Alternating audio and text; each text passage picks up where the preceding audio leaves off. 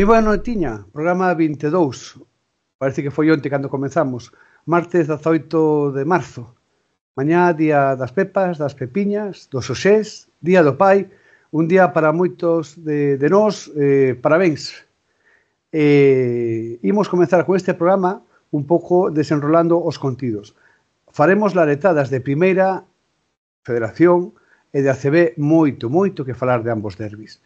En clave feminina, Suso Garrido, Dani Nieto, do Ensino do Celta, adestradores de ambos clubes, adestradores axudantes, un mundo que descoñecemos moitas veces e que en primeira persoa debemos de poñer.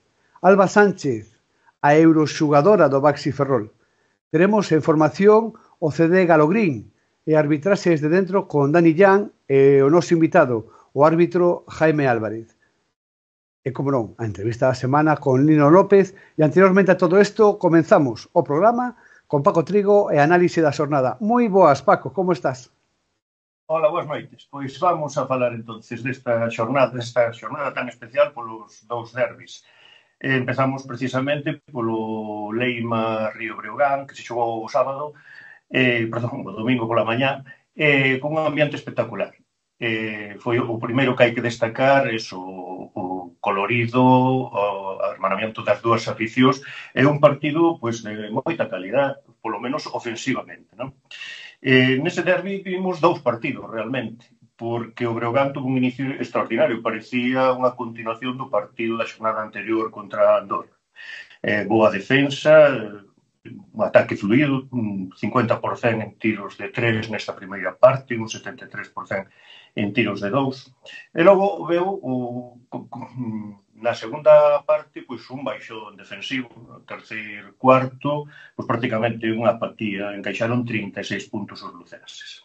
O Leima, que na primeira mitade non estaba moi acertado, ainda que tuvo tiros cómodos, neste terceiro cuarto colleu a onda e, aproveitando precisamente ese baixón defensivo dos lucenses, foise metendo no partido. E, sobre todo, co acerto de Hortel e Barrueta. Mais o dominio do rebote. Neste cuarto, 10-4 para os coruñeses. No último cuarto, bueno, xa un partido máis igualado, puido pasar de todo, e con 1 minuto 30 por xugar ao final, e un 98-100 e con posesión, os herculinos tuveron opción a igualar, incluso poñerse por diante.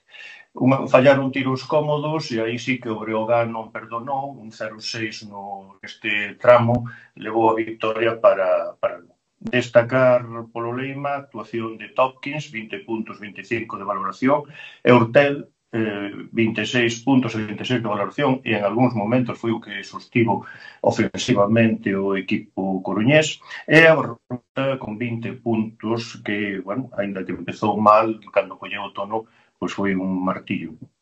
O Breogán, moi ben, gran, 21 puntos, 23 de valoración, Mabra, como sempre, 14 puntos e 21 de valoración, pero sobre todo o Giliar, que foi, bueno, unha actuación espectacular. 33 puntos, 42 de valoración, bueno, en todos os ámbitos do xogo lle foi ben e foi o líder do equipo lucense. A nivel estadístico, comentar, bueno, un pouco que puntos por posesión, o Leima foi de 120 en 100 posesións, o sea, 1,20 por posesión, e o Río 1,35, máis eficaz ofensivamente. Sin embargo, por exemplo, a nivel reboteador dominou o equipo coruñés.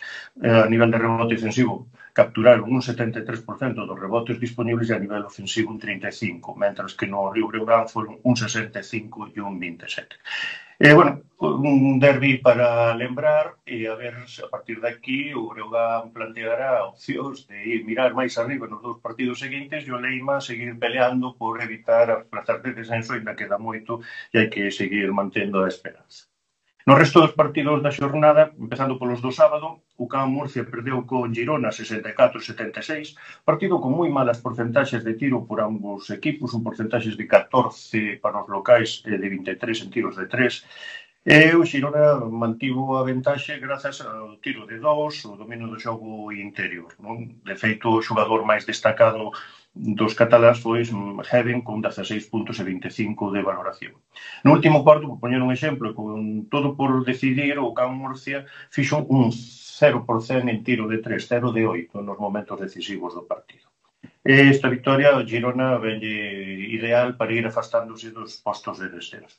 No partido Juventud-Valencia, 89-104, no primeiro cuarto dominou no Juventud, 26-21, un xogo moi dinámico, moi fluido, pero hacia o final do segundo cuarto Valencia tomou a iniciativa en base, como é habitual, o dominio do xogo interior, tanto a nivel de rebotes como de anotación na pintura, e a partir de aí, bueno, levaron a victoria. Destacar neste partido o xogador máis valioso da xornada, con Montero, 32 puntos, con un 73% de tiros de campo, un 100% de tiros libres, 8 asistencias para un 44 de valoración.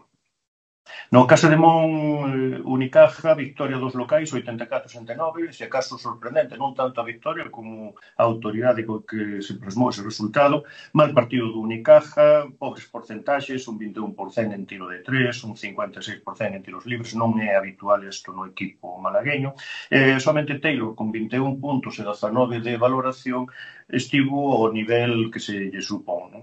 O Casademón dominou a anotación na pintura, aí destacar a vello conocido en Lugo, Suleimanovic, 18 puntos e 29 de valoración, Justa, 16 puntos e 25 de valoración, e Berghains, con 17 puntos e 21 de valoración. Partido xa xornada do día seguinte, Dreamland venceu a Baxi 94-89, tamén un partido moi igualado, ventaxas mínimas para un outro equipo, e de feito a 50 segundos do final o resultado era 89-87, puido ganar calquera. Un mal porcentaxe do Baxi en tiros de 3, un 25%, foi compensado polos puntos na pintura, 52, 20 máis co equipo canario. Polos locais, a boa defensa sobre Alston e Hunt foi fundamental. Destacar o partido de Obasoan, foi o máximo anotador con 17 puntos. E polo Dreamland, os xogadores máis decisivos foron Homesley, con 29 puntos e 27 de valoración, e Tomanson, con 15 puntos e 18 de valoración. No Covirán Lleida, moita igualdade tamén, 82-75 ao final do tempo añadido, o partido do tempo regulamentario acabou con 73-73. Malas porcentaxes, os dous equipos están moi necesitados, os porcentaxes, por exemplo, o tiro de 3 foron do 18% e do 15% respectivamente. Non? Moito rebote, polo tanto, e o 51 rebotes collidos polo Covirán permitiulle levar a iniciativa prácticamente todo o partido. O Lleida mantíñase en base a tiros libres, que tirou bastantes máis co equipo local, e entrou no último cuarto con 12 abaixo, 59-47. Sin embargo, o Covirán lle puido ben a responsabilidade e os recursos limitados, ou todo xunto. Non? Solo conseguiron 5 canastas en xogo neste último cuarto, que rematou xa co empate a 73. A partir de aí, o Lleida encaixou mellor a chegada á prórroga e combate con 23 puntos e 27 de valoración. E Bocic, con 17 puntos e 28 de valoración, levaron a victoria que lles vai vir moi ben de cara á salvación. Polos locais, Nova, unha vez máis, foi o máis destacado, con 25 puntos e 25 de valoración. No seguinte partido, o Surne-La Laguna, victoria do equipo tinerfeño, 65-75, o partido foi igualado nos primeiros minutos, hasta un 11-11, pero a partir de aí o Tenerife colleu lixeiras ventaxas que non abandonou. Chegou a gañar de 15 puntos, pero, bueno, sin grandes diferencias máis alá deso. Os dous equipos frouxos en tiro, en porcentaxe de tiro, mellor en tiro de 2 o Tenerife. Polos locais, dentro dun tono discreto, destacar a Casalón, con 12 puntos e 15 de valoración, e, como non, polo equipo da Laguna, en este Xermadini, 21 puntos e 22 de valoración. No Moraván Barça, 91-113, victoria do Barça, que desde o minuto 5 foi abrindo brecha pouco a pouco. Destacar polos locais a Harding, 31 puntos, 31 de valoración, e ao Choucaz, con 16 puntos e 20 de valoración, e polo Barcelona, Parker foi o xogador máis destacado, con 34 puntos, 31 de valoración. Método tamén o fixo ben, e a destacar a actuación de Brizola, sobre todo, a parte de anotar, pola súa nova rol de base ante as lesións que o equipo barcelonés. Por último, no Real Madrid-Baskonia, 83-78, tamén un partido moi igualado, tanto no xogo como nos datos estadísticos. O Real Madrid foi máis tempo por diante, con diferencias que non pasaban de os 8 puntos. Importante neste sentido tanto os puntos na pintura como a aportación dos xogadores reservas. O Baskonia, que a baixa de Moneque, utilizou basicamente a 8 xogadores en todo o partido. Polo Real Madrid, destacar a Zonia a nivel notador, 16 puntos e 22 de valoración, o traballo de Abalde, sobre todo na defensa a Howard, e polos vasconistas a Hall con 11 puntos e 24 de valoración. E isto é un pouco o resumo da xornada, onde o Unicaja abandona eses postos de arriba, caendo xunto ao Valencia, quedando o Real Madrid en solitario, seguido por Laguna. Nos postos do fondo da táboa clasificatoria, pois sigue o Leima, o Covirán, e un grupiño pois, de equipos que están aí a 2 victorias, que será o, digamos, o seguinte tramo que ten que intentar adaptar a cadar o equipo coruñés. Imos co derbi de Primeira Federación, un Paco Paz cheo a reventar, un ambiente fenomenal e un partido, creo que de alto nivel. Pois sí, son desos partidos que fan afición e que nos gustaría en algún momento tamén volver verlos aos dous en ACB, compartindo con Leima e con Río Breogán. O partido presentábase pois vindo de trayectorias distintas. O Ourense viña dunha derrota dolorosa contra o colista, tanto por xogo como polo resultado. O Mombús Obradoiro viña, pois, bueno, apañando victorias. De feito, deste partido foi a 4ª consecutiva. Tamén eran estilos diferentes, o Cove é un equipo que xoga un baloncesto máis dinámico, máis rápido, o Mombús é un equipo máis reposado, lóxicamente tendo posiblemente os dous pivos máis decisivos e determinantes da competición, como son Balvin e Brocians, os dous máximos anotadores da temporada pasada, Davinson e Barcelo. Pois, bueno, o normal é que o xogo posicional sea predominante no equipo ourensán. O partido empezou con moitas imprecisións, malos porcentaxes. De feito, no minuto 5 o resultado era 4-2. Na primeira parte, bueno, non foi a nivel ofensivo dos mellores partidos. A partir de aí, pois sí, cada equipo xogou as súas armas. O Aicargo Buquín, digamos que era superior no porcentaxe en tiro de 3, de feito, ao final do partido tuvo un porcentaxe de 35, superior ao Obradoiro, e o Obradoiro, Mombús Obradoiro, pois tuvo un porcentaxe en tiros de 2 do 68, en tiros libres do 80, o que manifestei o que comentábamos do xogo posicional. En calquer caso non houve grandes ventaxas para ningún dos dous equipos. De feito, eu penso que o Cove recuperou un pouco a súa identidade, porque faltando moi pouco para o remate, con 58-67 no último cuarto, parecía que xa o partido estaba roto e non perderon a cara e volveron a meterse no partido.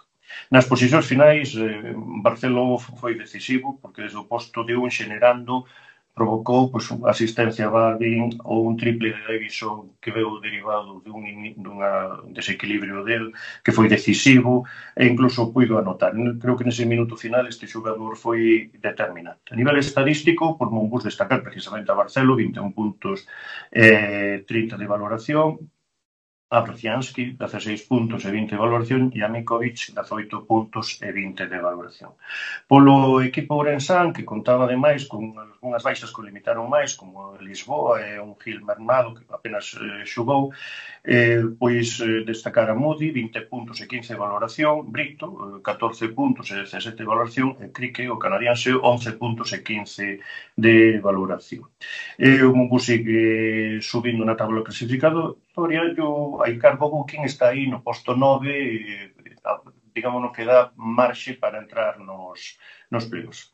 No resto dos partidos da xornada, todo se desenvolveu, digamos, dunha forma regular, excepto que Palencia perdeu co Movistar, 104-98, cunha extraordinaria actuación de Joaquín Rodríguez, cedido polo Casademont, 33 puntos e 37 de valoración, e iso fai que Palencia digamos, este máis cerca do Monbús Obradoiro. Por outro lado, Flexicar Fuenlabrada perdeu de 20 puntos, 40 Tizona Burgos, 180, o que fai caer ao terceiro posto, deixando a Movistar como único perseguidor do Silvo San Pablo Burgos, que é o que lidera a clasificación. Todo demais resultados normais, e acaso a victoria de Morón, de novo, non foi casualidade o de partido de Ourense, que venceu a domicilio a Valladolid 78-90. Destacar como xogador desta xornada a Bulli 30 puntos e 42 de valoración. E isto é un pouco todo a nivel de LEB, antigua LEB, Primeira Federación este ano. Paco, moitas gracias. Unha pequena pausa e imos xa, que xa está esperando o euroentrenador Lino López, estrela, creo, unha das importantes neste momento na Galicia do básquet. Moitas gracias, Paco. Moi boa noite. Boa noite.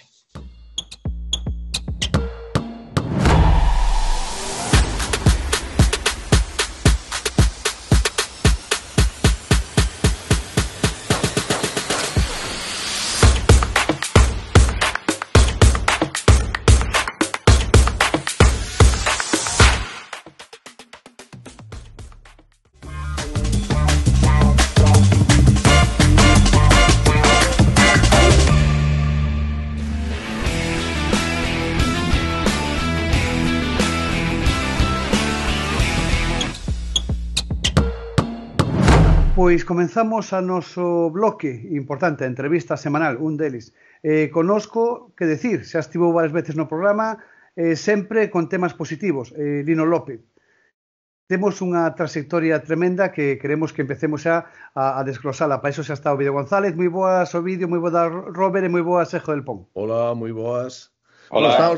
Estábamos falando antes con Lino que Lino ten a honra que moi poucos deportistas baloncestistas españois teñen, casi mellor que non la conte el, de ter participado en todas as competicións FEP, non? Incluído, bueno, tamén incluso ACB, non, Lino?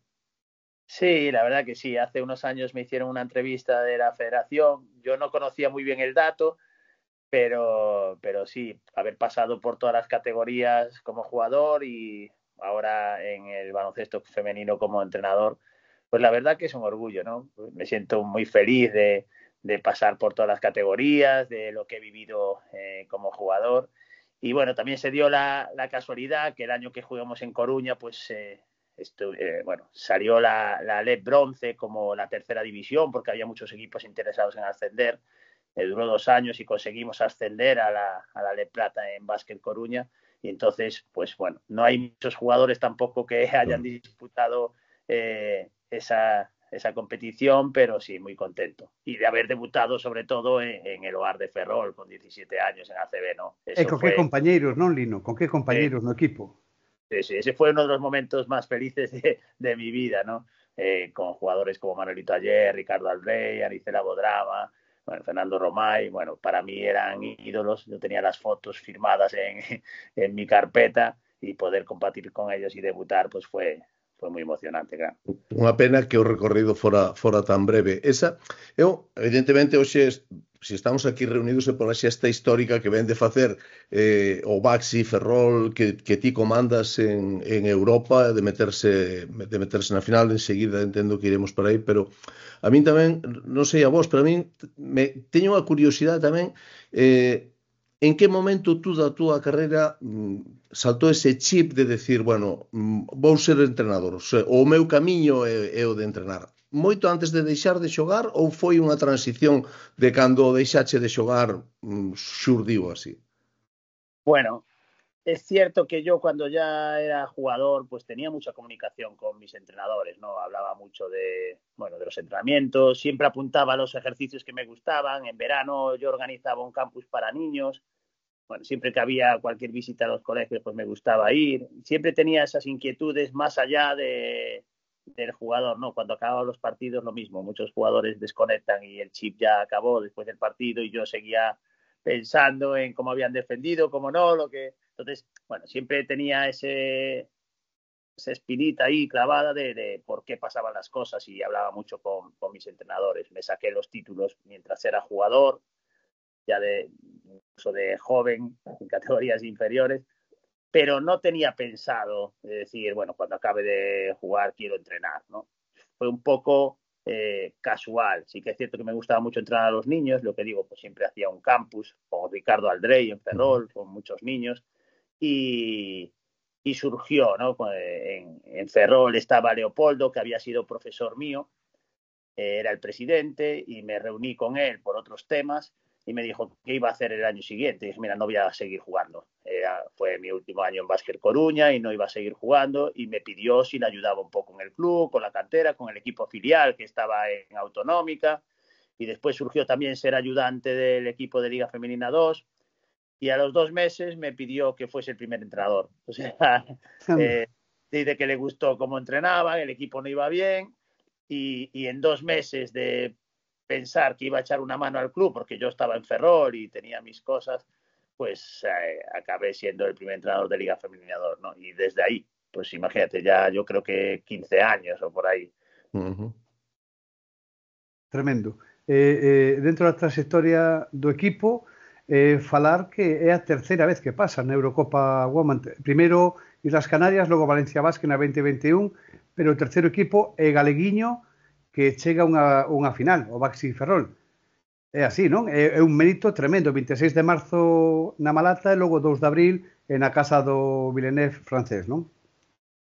Sí, sobre todo si vemos contra con los equipos de los que estábamos hablando, ¿no? Canarias siempre fue un equipo puntero en la liga, y Valencia, fue capaz de ganar la Eurocup, y ahora mismo está jugando una fase final de Euroliga, ¿no? Es un equipo construido para ganarlo todo. Entonces, pensar que estamos comparándonos contra esos equipos y en España y en Europa, pues la verdad que es un orgullo para nosotros. Que Gran Canaria, por certo, cando non era Eurocup, cando era a Copa Liliana Ronchetti, a época do meu baloncesto, cando se chamaba así, Gran Canaria gañara unha Liliana Ronchetti. Despois foi finalista tamén de Eurocup, pero Valencia gañou na 2021 e a Gran Canaria gañou no 98 ou 99 a Liliana Ronchetti. Quero dicir, bueno, sí, vadevos estades vos codeando xa ca creme da creme do baloncesto español, non? Bueno, e europeo, evidentemente. Isto ten que ser unha honra tremenda, non, Lino? Sí, yo creo que no somos muy conscientes, ¿no? Porque como estás viviendo el día a día y estamos un poco en una nube, pues haces los entrenamientos. De hecho, mañana nos vamos a Vitoria a jugar, que jugamos el miércoles, un partido aplazado al jugar. Nos tocaba jugarlo en el mismo momento que las semifinales. Entonces, no eres capaz de analizar en profundidad. Yo creo que cuando pase el tiempo valoraremos lo que hemos conseguido, ¿no? Porque evidentemente cuando ves equipos, plantillas, presupuestos que compiten en esta liga, es muy difícil imaginar que puedas estar jugando una final, ¿no? Lino, os que vivimos a época de Oar, de Clesa Ferrol, que ademais foi esa época cando o videolleo, pois empezamos na televisión de Galicia a mitad dos 85 e, bueno, pois eu pasei moitas horas da miña vida na Malata, ese ambiente basquebolero que hai en Ferrol, porque eu sigo dicindo que hai ciudades que son basqueboleras de por sí. O caso de Ferrol, de súa época, como pode ser tamén Lugo, pode ser Santiago. É dicir, ahora co baloncesto femenino, o que estáis facendo no Basi, tú que eres ademais de Ferrolterra, que sensación percibes daquel ambiente, daquel mundillo baloncestístico que había en Ferrol? Ahora, volves a vivir eso? Como está esa situación? Sí, es increíble, ¿no? Yo creo que evidentemente todos sabemos que con el deporte masculino es más fácil atraer al público cuando consigues un logro importante, un ascenso. Bueno, pues yo creo que es más fácil, pero yo siempre lo comento. Recuerdo cuando empecé a entrenar que en el pabellón de Esteiro, que era donde jugábamos, pues iban 100, 150 personas que eran amigos, familiares, jugadores de cantera, poco más. Y ahora mismo llenar la Malata, el ambiente que se está viviendo en la ciudad, la ilusión que se ha generado con el equipo, ver a las jugadoras al acabar el partido, cientos de niños allí con sus camisetas, el ambiente del pabellón es increíble. Yo no creo que haya un ambiente así en toda España, ¿no? Yo creo que eso es lo que dices tú. Yo creo que el pasado que hemos tenido en Ferrol de baloncesto, todos los que hemos podido ser aficionados del OAR y hemos visto partidos y jugadores aquí de alto nivel, yo creo que ese pozo ha quedado y ahora mismo pues lo están sacando los padres con los hijos y están transmitiendo esa cultura del baloncesto y para mí es el mayor éxito del club. Por encima de ganar, perder, ser capaz de contagiar a toda la ciudad y bueno, todo Ferrolterra, no solo Ferrol y esa ilusión que se vive, ¿no? Sí, porque hai que recordar que Ferrol foi sede dun Mundo Básquet no ano 86. Aquel era un Ollo que que Lino ten un balón do Mundo Básquet, ten un balón na súa casa que lle entregaron en Ferrol non hai moito tempo. Sí. Pues mira, el que era el alcalde en aquel momento, cuando se celebró el Mundo Básquet, Couce, pues me hicieron una comida así de personas de Ferrol y me hicieron como un pequeño homenaje, una comida. Y él me regaló el balón, lo tenía en su casa desde ese momento con el que se jugó el Mundo Básquet y lo tengo aquí. Os lo puedo enseñar, es más, lo voy a coger para que lo veáis y estar... Además, del pon, un balón que tocou Sabonis, que ten a súa historia contigo no Mundo Básquet tamén. No lo tengo en un armario, lo tengo justo aquí en el salón y lo voy a coger. Porque... Venga, claro que sí. Sí, é unha historia tremenda. Eu poxe cando a leía, mira, aí está, un balón Fuera de verdad. Sí, dos de antes. Sí. Claro. Un tesouro. Lo tengo como un tesoro aquí en el salón. Bueno, Lino, xa que falar de recordos, tes algunha insignia do Mundo Básquet de Ferrol ou non? No, del Mundo Básquet no tengo. Sí que tengo en casa, a mis padres, se había hecho el escudo del OAR como los hacían los de Bazán, estas así con madera. Un momento tamén. Esa sí la tengo. Bueno, pois vou a rebuscar no meu caixón de recordos e de Gueal, que eu son moi... Falamos desto, non? Esa. Non guardo casi nada, pero creo que teño insignia, creo que ademais eran de plata, do Mundo Básquet de Ferrol. Si eres campeón con Basi, regalocha. Mira qué bien. Pues voy a hacer un museo ya, ¿eh? Voy a ser el hombre envidiado de Ferrol.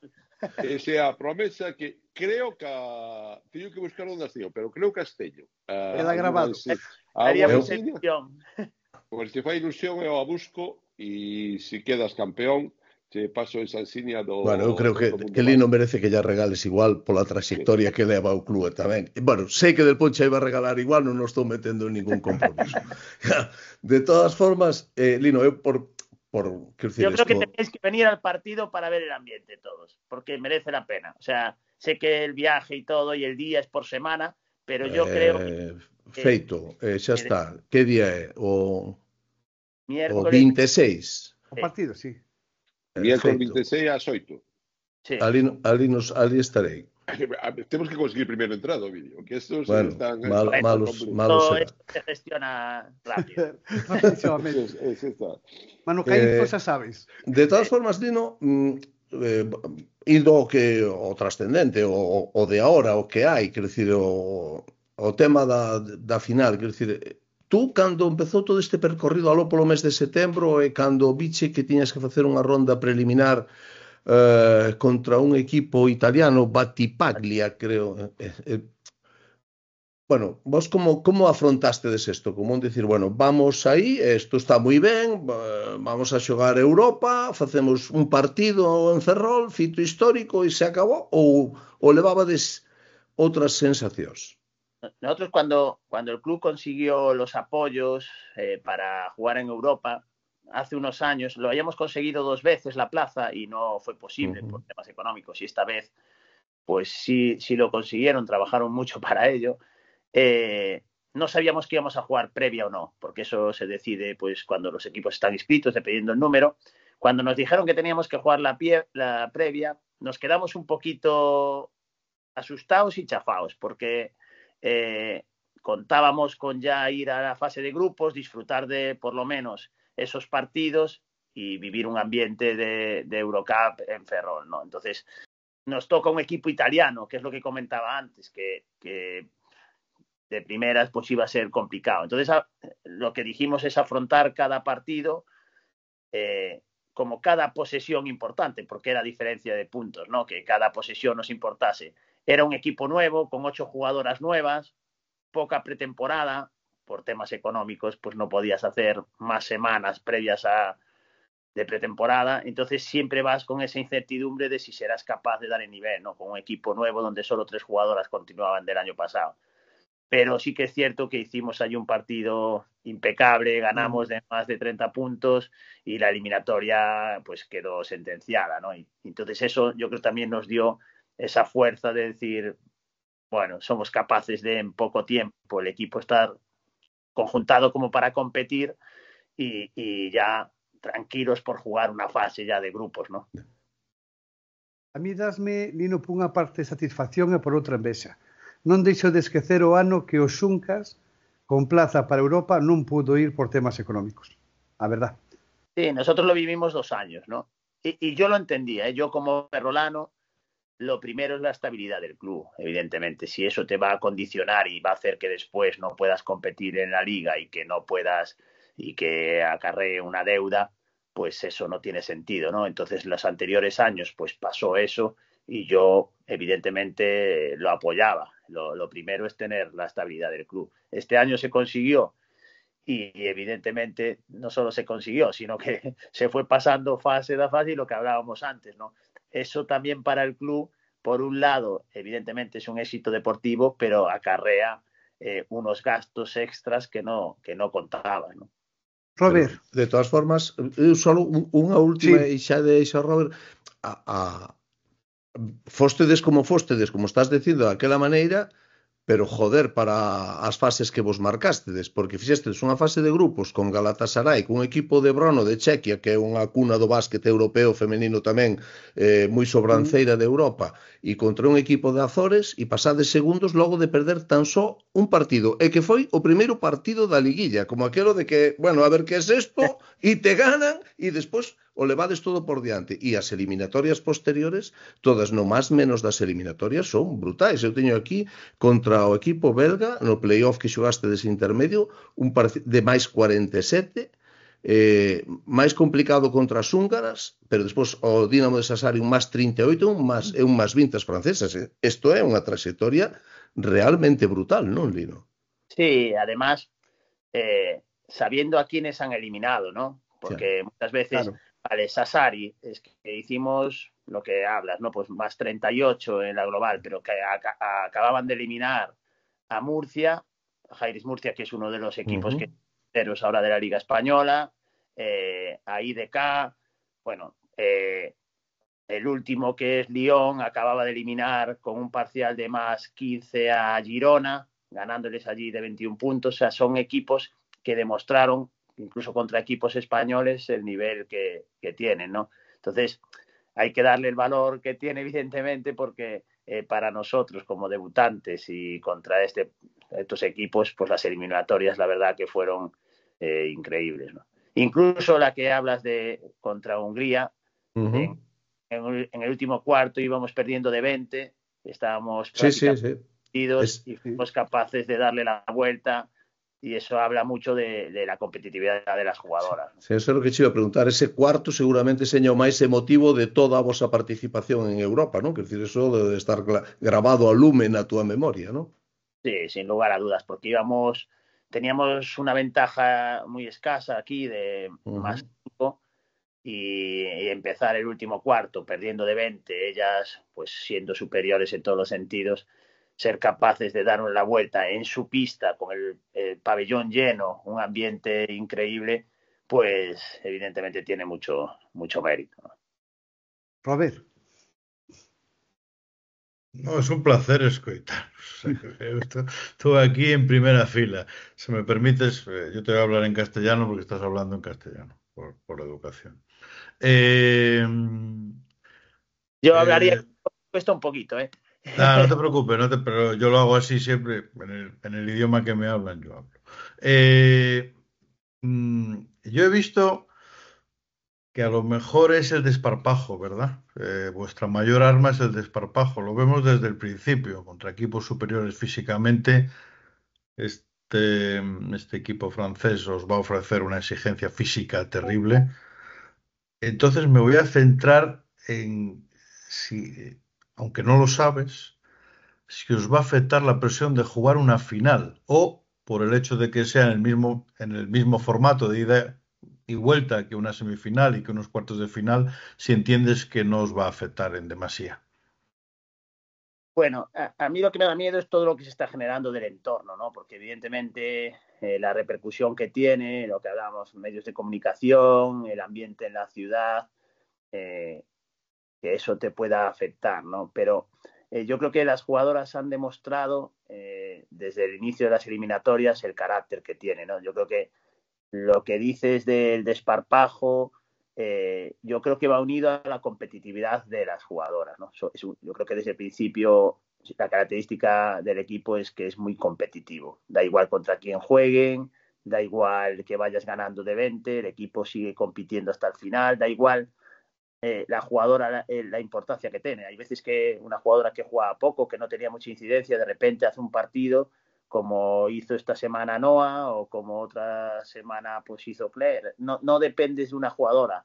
Entonces, por ese motivo creo que no nos va a afectar que sea una final o una semifinal, ¿no? Porque yo creo que lo han demostrado. Y después que ninguna de las jugadoras había jugado antes en Europa. Todas son novatas, ¿no? Siempre se dice que en estas competiciones, en los playoffs, pues las finales, pues gente con experiencia, pero yo creo que la ilusión que han tenido desde el primer día, cómo trabajan, cómo entrenan el día a día, suple esa falta de experiencia, ¿no? Las ganas que tienen de competir, y da igual que jueguen 1 minuto 10, que no tiren en ese partido y que solo defiendan, pues dan el máximo, y eso a veces es más importante incluso que la experiencia para mí, ¿no?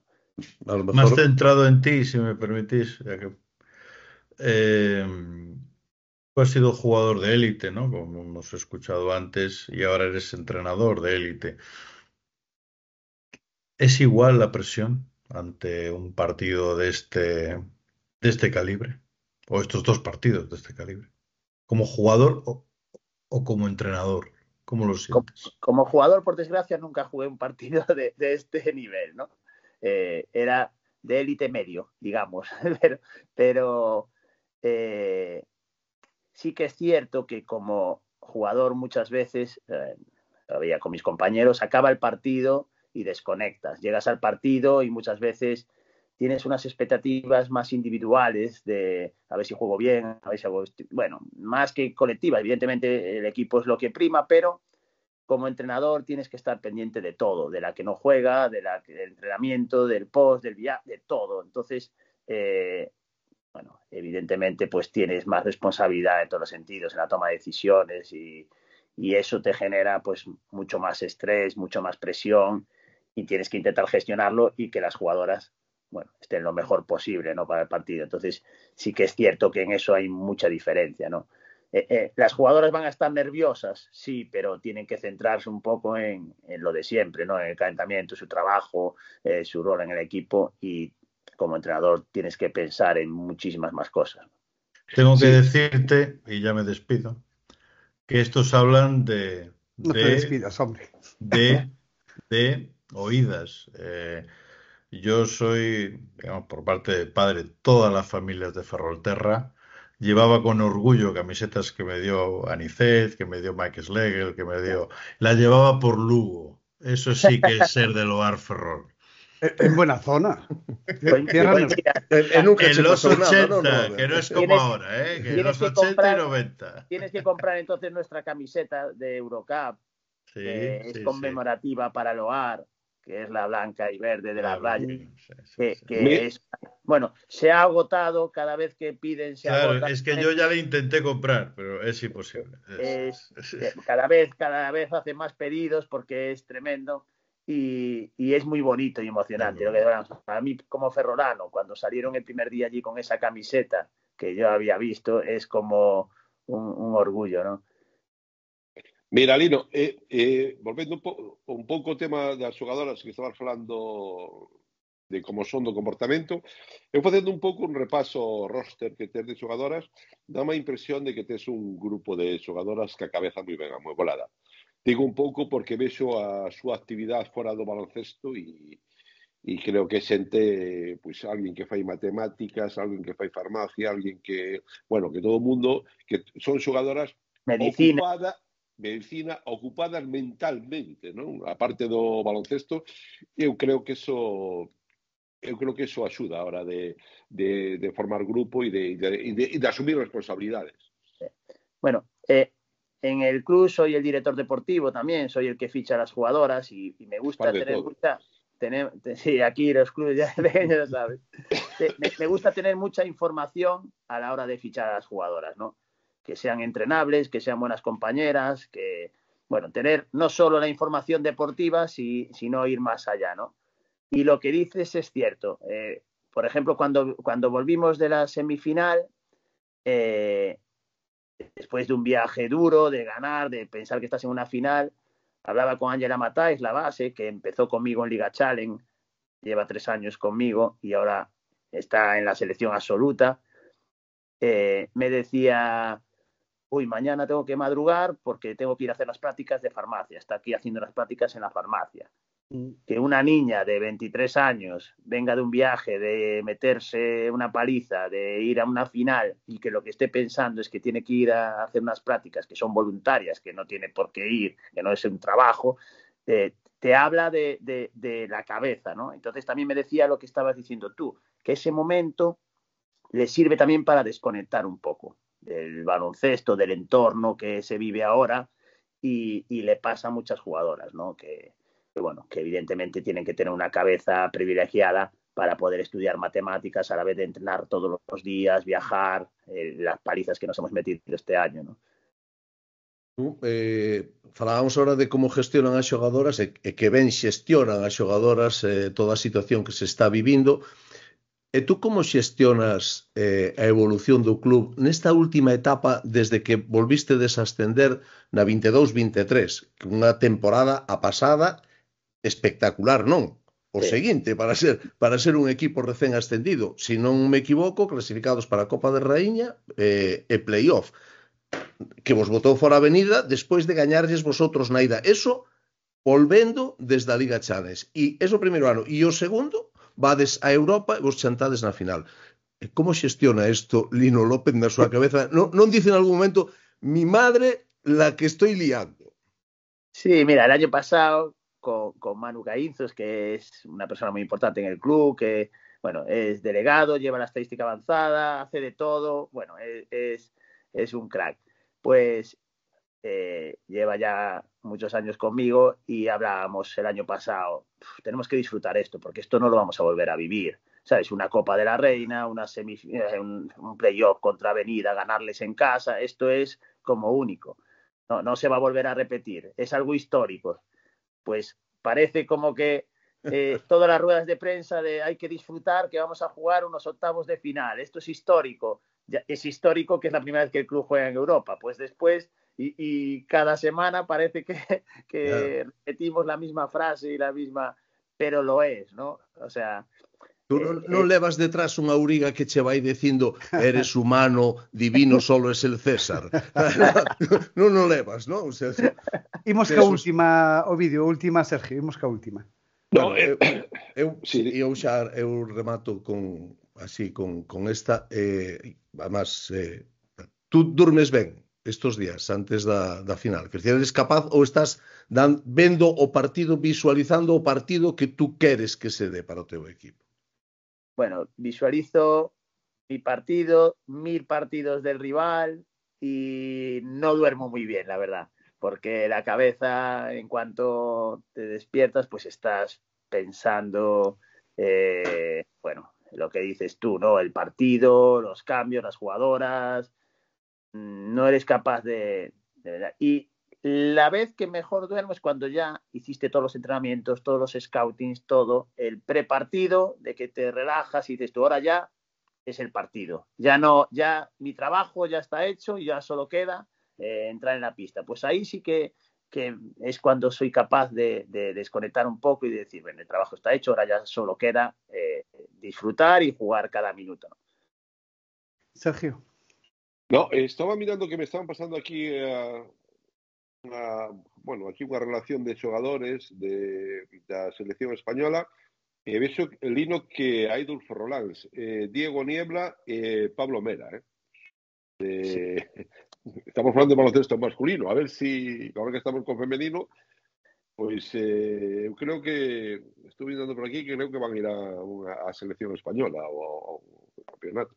Eso sería un orgullo para Ferrol, ¿no? Es tremendo. Bueno, con el padre de Mera jugué muchos años. Fue compañero y Niebla jugaba en el San Rosendo, tengo jugado contra ella, ¿no? Contra los padres. Uno fue compañero y contra el otro jugué, ¿no? Y es un orgullo que ahora mismo pues dos ferrolanos pues estén en selecciones españolas, ¿no? Inferiores, en dos clubes como Juventud y el Real Madrid. Y el Real Madrid. Exacto, es tremendo, ¿no? Al final, lo que hablábamos antes, ¿no? Los pozos que dejó el OAR, pues están nosotros con la afición, con el seguimiento y vemos que incluso con cantera, pues está pasando, ¿no? Pues los niños de los jugadores de aquella época que veíamos como ídolos a los que hablábamos, Manolito, Aldreira, Bodrama, pues ahora mismo sus hijos pues están a un nivel como el que están, ¿no? Mira, se deixou posto eso que segue o marcador da Malata. Eu levo seguir a Malata desde que veo un Ned Davis, que cando me fixeron o informe Robinson, eu lle fui facer unha reportaxe a Davis para a Televisión de Galicia e agora que vexo, estou vendo os vosos partidos por televisión, cada vez que enfocan ese marcador, digo, ai, Dios mío, querido, ao que está na parede e tal, non? E teño unha anécdota que quería contar dun Clesa Ferrol Ran Juventud. Meu fillo, agora xa ten a súa edad, era un chavalito, tería 7 ou 8 anos, e foi comigo ao partido televisado. E hai un momento, nada máis empezar o partido, que me dice, porque o marcador, claro, non poña nin Clesa nin Juventud, é un marcador. E me pregunta, papá, cal era o resultado de un e outro, non? Entonces, fora aquel famoso partido que Clesa lle pasara por riba a Juventud. Entonces digo que vai ganando Clesa e de pronto miro así e está chorando. Digo, isto que lle pasou? Que non sei que tal. E era porque iba do Juventud, porque na miña casa el tomaba leite Ran. Entonces era do Ran Juventud por a leite. Cada vez que vexo ese marcador agora na retransmisión en televisión, digo, ostra, acórdome dos choros do meu fillo vendo partido. Bueno, eu creo que ese é tempo de que creo que tedes axudas agora, evidentemente públicas, para o que estades facendo, me imagino que da Xunta, da Diputación e do Concello, pero eu queremos pedirle de aquí o vídeo, temos que pedirle de aquí ás institucións públicas, joder, carranchen a Malata. Boa falta lle fai. Eu creo que lle boa falta fai. El proyecto ya está aprobado, Creo que ya en verano es cuando empieza con las obras en Punta Arnela, en la Foi decilo del Pon e xa está todo está todo andando. Hai que por lo menos cambiar o marcador, Lino. Yo creo que tienes que venir al partido y ponerte firme, llegar allí y seguro que te hacen más caso que a nosotros. Pois, Lino, neste bloque da entrevista queremos poñer sempre en valor a un persoeiro importante dentro do básquet galego e creo que valeu para que moita xente coñecera un perfil distinto sobre un adestrador femenino que son unha final moito por detrás, moito traballo. E o peche, como sempre, faino Roberto Nidos. Bueno, como sempre. Nada, Lino, que queres que che diga? Eu vou ir a Ferrol, estou facendo os meus números para ir a Francia a ver, por desgraza non puiden ir aos outros encontros, retransmitín o que gañachedes en Chequia, tiven a gran osadía de dicir a 7 minutos del final que estaba xa todo vendido. Eso é humildade, o final remontada increíble, isto é o baloncesto. O que eu che vou dicir, Lino, que xa o sabrás, que o que pase vai ser historia e que será recordado dentro de 10 años y de 20 años. Así que disfrutar, competir y a por ello. Muchas gracias, Roberto, por tus palabras. La verdad que sí, que esto hay que disfrutarlo, porque estos momentos no se viven normalmente y tenemos que disfrutarlo con todos. Bueno, González, tenemos que ir a Ferrol, non? Sí, eu xa dixen Hombre, que iba. ahora ya nos fallar. Eu xa dixen que iba. Palabra teño unha, na máis. Non é moi de fiar a tua palabra, pero bueno. Hablando de ir, imos con outro tema que é a laretada de ACB. Despois desta pequena pausa. Moitas gracias, Lino, por estar connosco. Unha aperta para ti e para todo o club. Moita sorte, Lino, polo que Bueno, veña. suerte. Unha aperta. Gracias. Chao.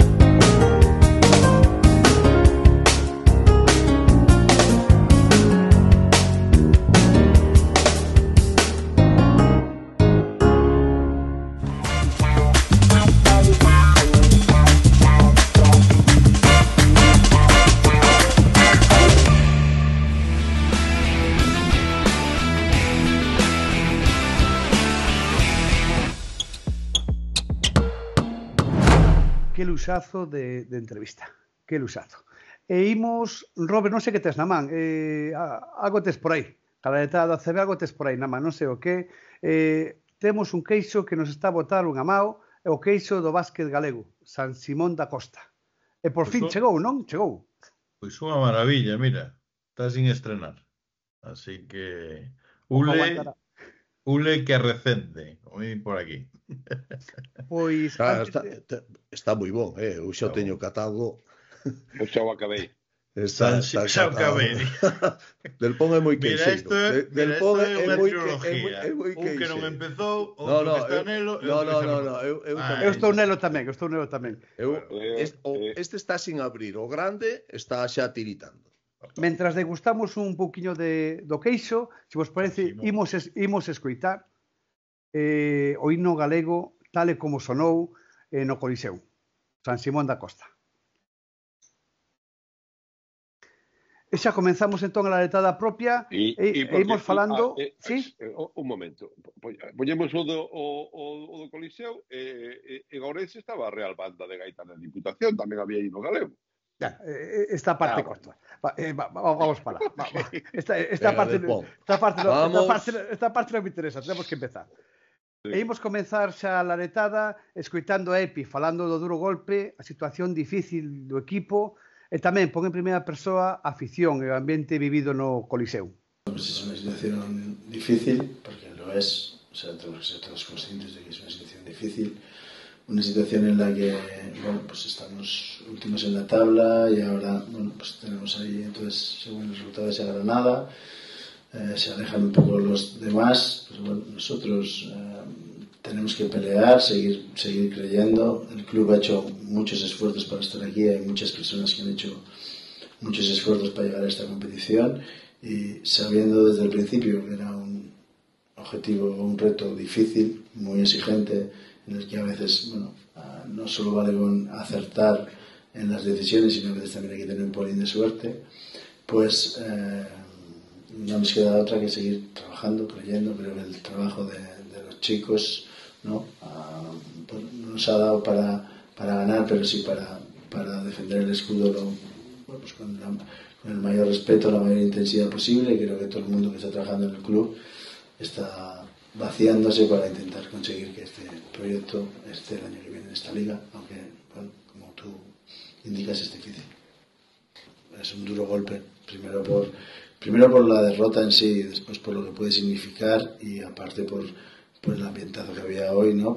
Con nuestros aficionados, pues el hecho de no poder brindarles una victoria.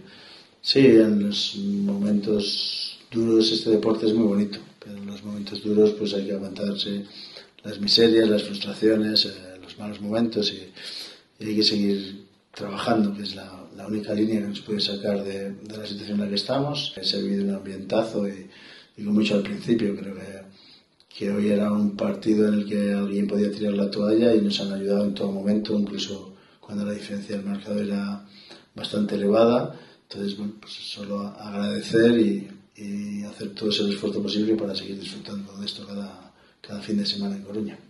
Que queres que vos diga? Onte, perdón, foi un luns moi negro, moi negro. Así que está moi ben, está todo moi ben, pero Epi está fundido bueno, el mesmo, ¿no? Dixo que era un dos peores momentos como adestrador da súa vida. Bueno, xa está todo dito. Do encontro que falaremos agora entre todos, que ademais estivemos véndolo ali en directo os tres. Un Brogan. Eu creo que demostrouse a rabiosa actualidade de cada equipo. Eu dicía, vai ser un derbi, vai ser tal, vai igual. Non, hai un equipo que vai lanzado, que é o Río Brogan, unha química extraordinaria, e hai un Leima Coruña que non hai química, que non hai defensa, que non hai nada. Non adiantes máis, Robert, non adiantes. Imos escoitar a Luis Casimiro, que precisamente fala deso, fala da afición primeiro e logo a sensación de ter que gañar dúas veces o partido. Foi moi comedido tamén no futuro dos obxectivos do clube. Por favor. Creo que ha habido dos partes para cada equipo. Las dos primeras hemos jugado muy bien.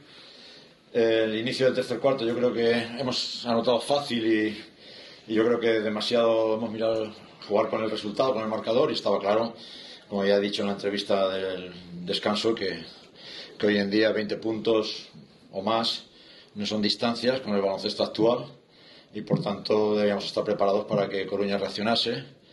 Han reaccionado muy bien, han estado mucho más acertados en el tiro de tres, han jugado mucho mejor y está hecho que tengamos que ganar casi el partido dos veces, ¿no? Por nuestra afición, porque se ha desplazado en bastante masa aquí a Coruña y yo creo que han disfrutado con el equipo, primero viéndolo jugar, segundo con la victoria, estoy seguro, por tanto va para ellos y bueno, pues al final el baloncesto gallego creo que con estos derbis sale ganando porque el ambiente que hay es increíble, es muy especial y ojalá lo sigamos manteniendo estos derbis gallegos. Si empezamos a pensar lo bien que lo estamos haciendo, dónde estamos, pues empezaremos a equivocarnos, como la defensa del tercer cuarto. Si empezamos a mirar la clasificación, nos equivocaremos. Si empezamos a mirar el marcador, qué bien. Yo creo que tenemos que tener la ambición constante, pero del día a día, no de decir hay que ganar el siguiente. Yo creo que la ambición dicha no tiene el mismo efecto que la ambición que consigues, que haces, y entonces vamos a intentar seguir en esa línea. Pero de momento estamos aquí donde estamos y muy contentos. Cuando quieras retoma, Robert. Perdón. Adestrador que ten todo controladísimo, que cada encontro, cada cuarto, como xoga un, como xoga outro, unha química perfecta que a que te des en Lugo, todo o contrario que temos aquí en Leima Coruña.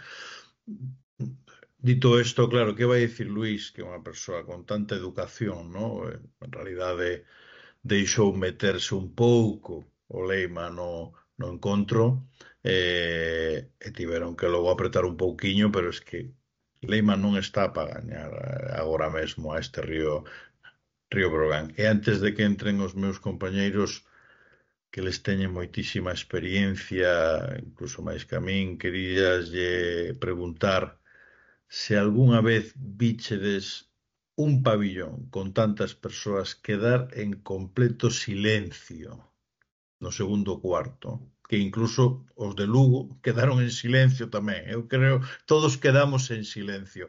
Eu non vin unha cousa así na miña vida. No, o impacto foi tremendo. Eu teño que decir que non podo entender, nin entendía vendo o partido, nin despois cando volvín a ver na casa tranquilamente, nin pensando nel, como Leima entrou nun partido no que se xogaba a vida como entrou. Foi unha caricatura de equipo que parecía que non se estaba xogando absolutamente nada. Non sei se é un problema de Epi que non soubo concienciar os seus xogadores da trascendencia do partido de que se están xogando a vida. Non sei se é un problema de que os xogadores non creen o discurso do seu adestrador. Non sei onde está o problema, pero o Leima ten un problema moi, moi grande para min que pon en serio perigo a súa permanencia na Liga porque, bueno, é un equipo que a deriva, pero totalmente a deriva. O acerto no terceiro cuarto e unha relaxación hasta o infinito do Breogán posibilitou un achegamento e ao final incluso que a mellor hasta facer perigar o partido. Pero a imaxe do Leima, esa non hai que naborre e é unha moi, moi mala imaxe. Eu creo que non é da hora, non é o que pasou o domingo. O domingo pois foi a consecuencia o que ven sendo a temporada do Leima. Eu levo dicindo desde o principio de temporada. E encima ahora, pois, meteron un xogador no vestiario que toma Sertel, que é un crack como xogador. Pero para un vestiario, ademais como un vestiario para do Leima, é un elemento distorsionante, a eso a mí me parece, ¿no? Entonces, Ertel o que ten foi que estuvo a piques de gañarlle o partido a Leima, porque decía Roberto que, bueno, que esa sensación que deu, Leima estuvo a piques de darlle a volta a un resultado dun Breogán que chegou, creo, a ter 26 ou 27 puntos de diferencia. Houve dos momentos puntuais aí que si tes esa sorte que entre ou non entre, non me acordo do que foi o das triplas, metes a Breogán nun problema gordo. Que pasa? Que eso é un pouco que decía o vídeo, non? Do terceiro cuarto de Breogán é un pouco, iba a decir infame nunca se pode decir eso, non? Pero que Caixa recibe 36 puntos, logo dunha primeira parte excelsa. E unha primeira parte excelsa é que o Breogán aí nesa primeira parte, sobre todo atrás, porque en ataque a defensa de Grant foi excelsa sobre... Non, aí é un xogador que sobre Taylor foi unha defensa brutal. Pero a mí a defensa, para min o importante desa defensa que fixo Breogán son os minutos que xogou Apix. No tema das axudas, nos flash defensivos que vai a media pista, nas axudas aos exteriores de Leima, entonces axudando pues, a Gran sobre Teiro ou sobre o propio Hortel. Entonces, despois Breogán, que pasa? Que no terceiro cuarto pues, deixa un pouco de meter, deixa ese tipo de relajación, e Leima ten xogadores tipo Hortel, tipo Barrueta, que se calza 15 triplas, xente como Tonkis, xente como Taylor que teñen calidade. Que pasa? Eu creo que non creen no discurso, creo que non creen no adestrador, e creo que non creen absolutamente en nada por as circunstancias vividas e pola situación que estás con 5 vitorias e estás prácticamente descendido. Ademais, o que ficha Leima de reforzos para esta plantilla non xogan. Entón, é unha situación para min moi difícil de entender. Robert, que opinas? Pero non opino seguramente o mesmo que todos. Eu, cando vexo xogar o Breogán, vexo xogar a un equipo que fai falla puntos, Hilliard, dalle, gran, pum, pam, pim. Que teño que agardar a roupa, xogo cos balcánicos, coletón, pam, pim, pam, pom. Que fai falta pim, pam. O sea, es que está todo controlado. Pues que deixaronse ir no famoso terceiro cuarto. Pero eso non o vexo no Leima. O Leima, a ver, eu xogo así e vou a morte, perfecto, pero es que non vexo un guión. Pero que fai 99 puntos o Leima, fai 99 puntos, pero en Caixa 100 e pico, que é o problema que está tendo durante toda a temporada. El ten unha forma de xogar, Eu forma de xogar... entendo a Robert no que dice. Leima mete moitos Sí, puntos, pero puntos, desde a individualidade. É claro. dicir, non hai un xogo colectivo, non hai un patrón de xogo. Non hai, pero un patrón de xogo que tú creas ese patrón de xogo o mantés desde a defensa. E o Leima falla no principal, atrás está mal. Entonces, adiante, o único que hai é, ten moi bons tipos. Brandon Taylor era, antes de que chegara Ertel, era capitán general neste equipo. Metía moitísimos máis puntos, pero se xogaba todo el. E era todo un para un, un para un, un para un. E Neymar, eu o que creo que ese é o problema fundamental que ten. Non ten un xogo colectivo. Non hai. E logo, se o fixades, o pick and roll directo, no medio, 2x2, pa dentro, 2x2, pa dentro, 2x2, Hilliard, pa dentro, pa dentro. Non defendes nin a primeira, nin a segunda, nin a quinta, nin a decimoquinta. Porque é un problema defensivo que arrastra desde principio de temporada. Porque cuántas veces, non sei se van 7 ou 8 partidos que lle anotaron máis de 100 puntos, ou unha barbaridade. Sí. Hai un dato que circulaba por aí. Entonces, o equipo que máis se encaixa da liga. E logo... Na Liga CB é imposible. E logo... Imposible manterte así, E logo, Sergio, dixeches unha cousa que é moi certa, que non sei como está ese vestiario unido, claro. E non sei como está dende a chegada de Thomas Hurtel. O sea, eu cando me dicían, pois que agora non podes falar moito máis ata que todo remate, pero cando me dicían, no, es que vai fichar polo Olympiacos, eu pensaba, Barzocas ou parte pola mitade, o sea, xa para empezar. Porque hai que ter adestradores con moitísima potencia, ¿no? Para ti, eu mando aquí, mando isto, eu creo nesto e tiramos para diante. Entón, aí hai certa problemática que eu creo que xa é palpable, ¿no? Para o gran público. Robert, tú dices que non, a Coruña fun este ano 2 partidos, un a Valencia e outro a este. A min en Coruña me comentaron neste partido que o vestiario do Leima está atravesando serios problemas. Ertel é un dos problemas, pero hai un sector do vestiario moi descontento ca xestión que se está facendo. Exactamente. E isto foi o que a mí me dixeron. Incluso que hai xente no club que non cree moito no traballo de EPI. Isto xa tampouco sei si tanto ou si tanto non. Pero a realidade é que o que ves no campo de Leima invita a pensar un pouco desto, porque os xestos, porque cando ves os partidos por televisión os ves de outra maneira, no campo ves, pues, vas, aí ves. Exactamente, aquí xa vas, joder, o dos periodistas que vamos a facer daño, vas a mirar o que queres mirar, as cousas que te interesan dos partidos. E ves os gestos de cando a xente vai ao vestuario, de como se fala, de como un recrimina ao outro e como lle contesta un. Sergio dixo antes, Barrueta se tira 15 triplas, perdón, nun partido. Tú dices, pero claro, logo, sí, Leima rebotea moito e tal, pero e logo, cando se achegáronse, perfecto, pero nunha vez que se podían incluso poñer por diante, Hurtel deulle un pase aos pés a Trey Tokens, que a veces nos quedamos co bon, a veces foi un partido que vai marcar cousas neste Leima Coruña. Hai un antes e un despois deste derbi. Robert, podo ser moi directo? Hai unha separación xa clariña ou non entre Leima Coruña, Covirán Granada co resto de equipos? Sí, bueno, pero eso está claro. Estas xornadas últimas, Valencia a próxima semana, as vitorias, Leima, pero etcétera. Non é o que hai diante, é máis, eu penso que Leima non sei que fará, non? Pero eu penso que ten xa que xogar sen esa presión xa, digamos, clasificatoria. Eu creo que non fixeron as cousas cando debían e que agora é tarde. Entón, creo que teñen que xogar sen esa presión. Creo que estamos a 3 vitorias de non descender. Creo que é insalvable a día de hoxe. O digo así como o penso.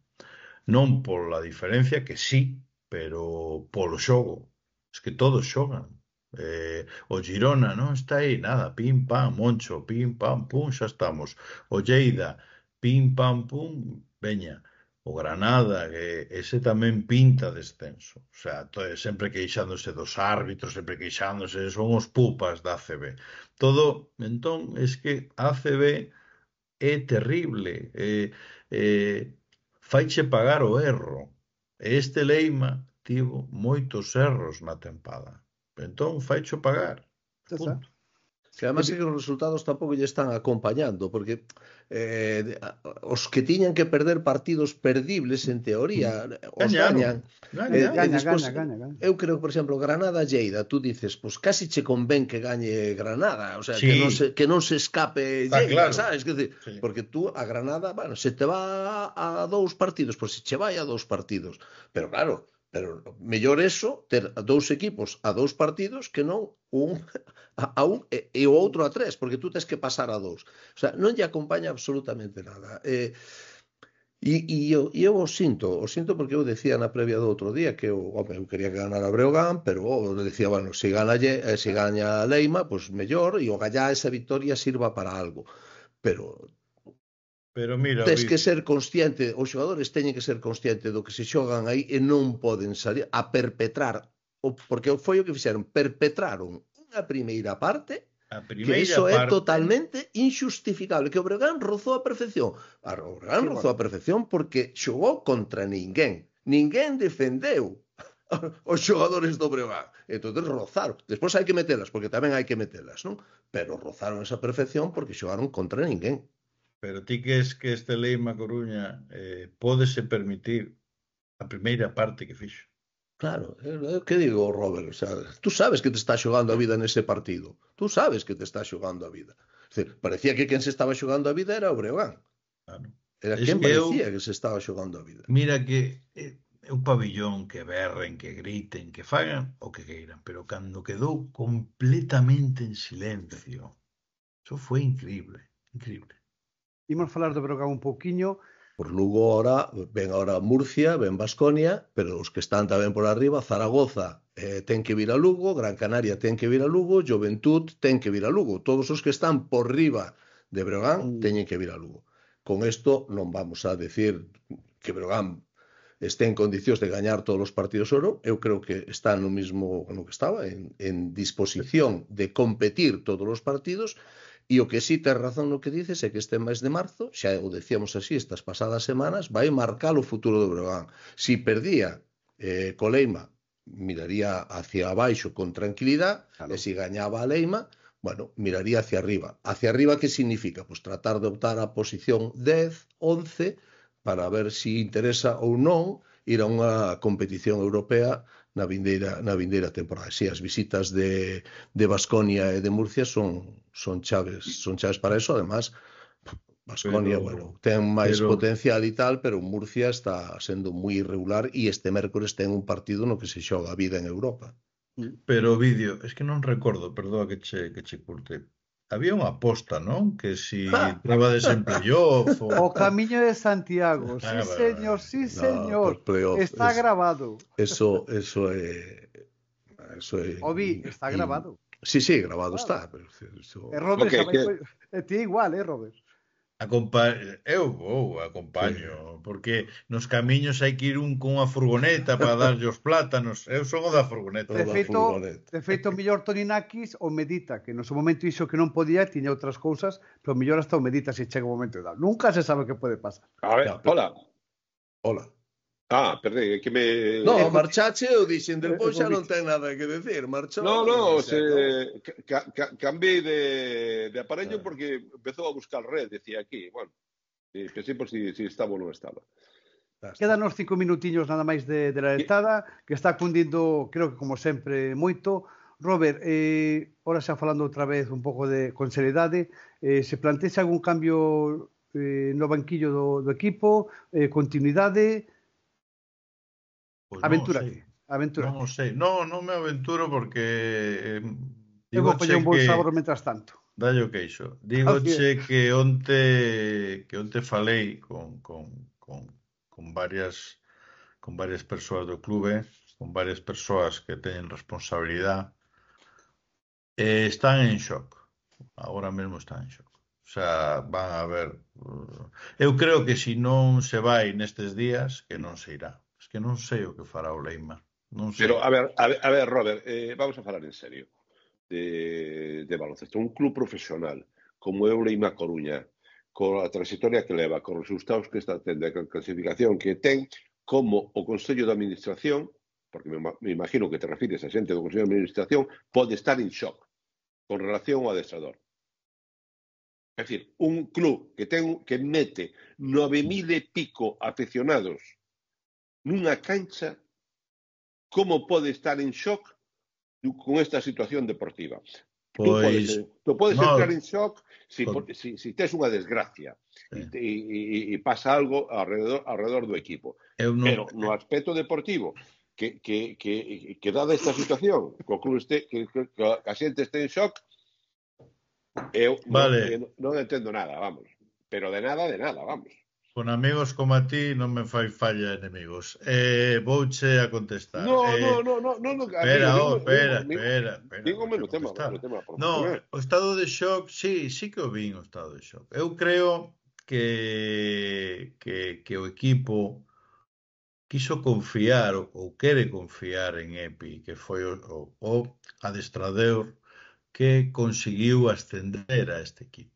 Entón, eu creo que sempre houbo e hai unha aposta sobre el. O que ocorre é que somente levan 5 victorias e crese que moito desto é pola forma de enfocar sin falta, que non se defende, que se está a recibir moitos puntos. A elección de fichar e non fichar tamén estaba consensuada, non? Con Epi, eu creo que Epi apostaba polos seus, apostaba por esperar a Lima, apostaba... Ben, son as apostas do que está ali no posto, non? Entón, ao final, todo iso resulta que na xornada 23 son 5 victorias, non? Entón, non digo que estén en estado de shock que decidan que siga Epi ou non, senón que están en estado de shock ou de tristeza por somente levar 5 victorias, non? É como que esta primeira parte contra o Breogán, que dixen antes que é un antes e un despois desta tempada do Leima, é como que chega esa realidade que, como ti ben dís, saben arrastrando dende fai moito tempo, pero hoxe é un punto cúlmine. E sobre as decisións que tomen, seguramente, e aquí a mellor digo algo que non debería, pero seguramente calquer clube da Liga ACB xa tería despedido a Epi. Que fará o Leima? Pois é unha decisión que teñen que tomar. Sí, pero tal como estás dicindo tú, me imagino que vexo que tes información de dentro do club, e non tendo menos. Porque se tú tes esta situación, que sabes que estás último, estás afogado aí, tes que gañar a Breogán, e ainda gañando a Breogán, pois mira o que queda por zumbar. É que tú tienes esa situación que xa non empezas a creer no pero insisto que estamos na xornada o vídeo, un pequeno apunto o vídeo, estamos na xornada 23. Crees que sería un revulsivo que chegase agora mesmo un adestrador novo? Sí. Vale. Eu creo que pues, o problema que tivo si eles pensan iso, que non o sei, pois farán movimentos, pero mellor non o pensan igual que eu creo que a inacción é o que vai caracterizar a trayectoria de Leima nesta temporada. A inacción e o medo, sí, evidentemente, e o medo a tomar decisións. A vértixe de directivos inexpertos probablemente a hora de tomar decisións. Pouco callo no negocio, por decirlo así. Esas decisións se deberían de ter tomadas como se tomaron a maior parte dos clubs antes do parón ou rozando o parón, que cando tes tempo para a quen traigas tú, meter cirugía e fichar. Se optou por outro camiño, que foi o da continuidade de EPI, e seguramente agora non valga de nada. Eu probablemente agora, se estou na súa situación, aforraría pasta. E dígoche, ves, eu son máis do palo de Ovidio. E dígoche máis, ficháronse 2 xogadores. Un non xoga.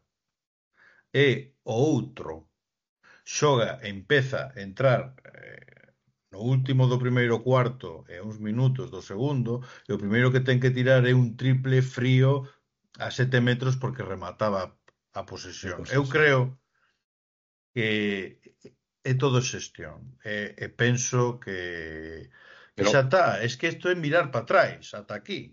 É mirar para atrás ata aquí. E temos 5 victorias. Fichas a un xogador como o caso de Simmons. Se fichas este tipo de xogador, co tempo que tardas en fichalo, supoño que para un xogador para darlle protagonismo. Pero é que na rotación, e non o fai. En la rotación entra antes Lima que este xogador. Exacto. Lima, nestes momentos, é un exxogador, nestes momentos. De proceso de lesión, de cosas por estilo. Pouco falamos de Hilliard, me parece a min aquí. Agora, pouco falamos de Hilliard. Agora rematamos por aí. Do tema ese. Entonces, a mí o que me...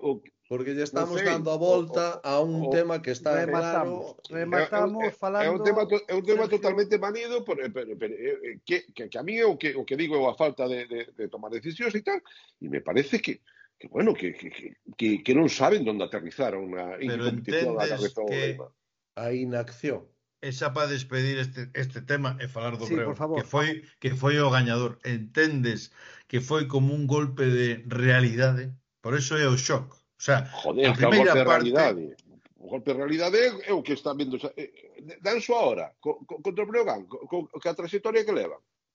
Por eso que digo eu.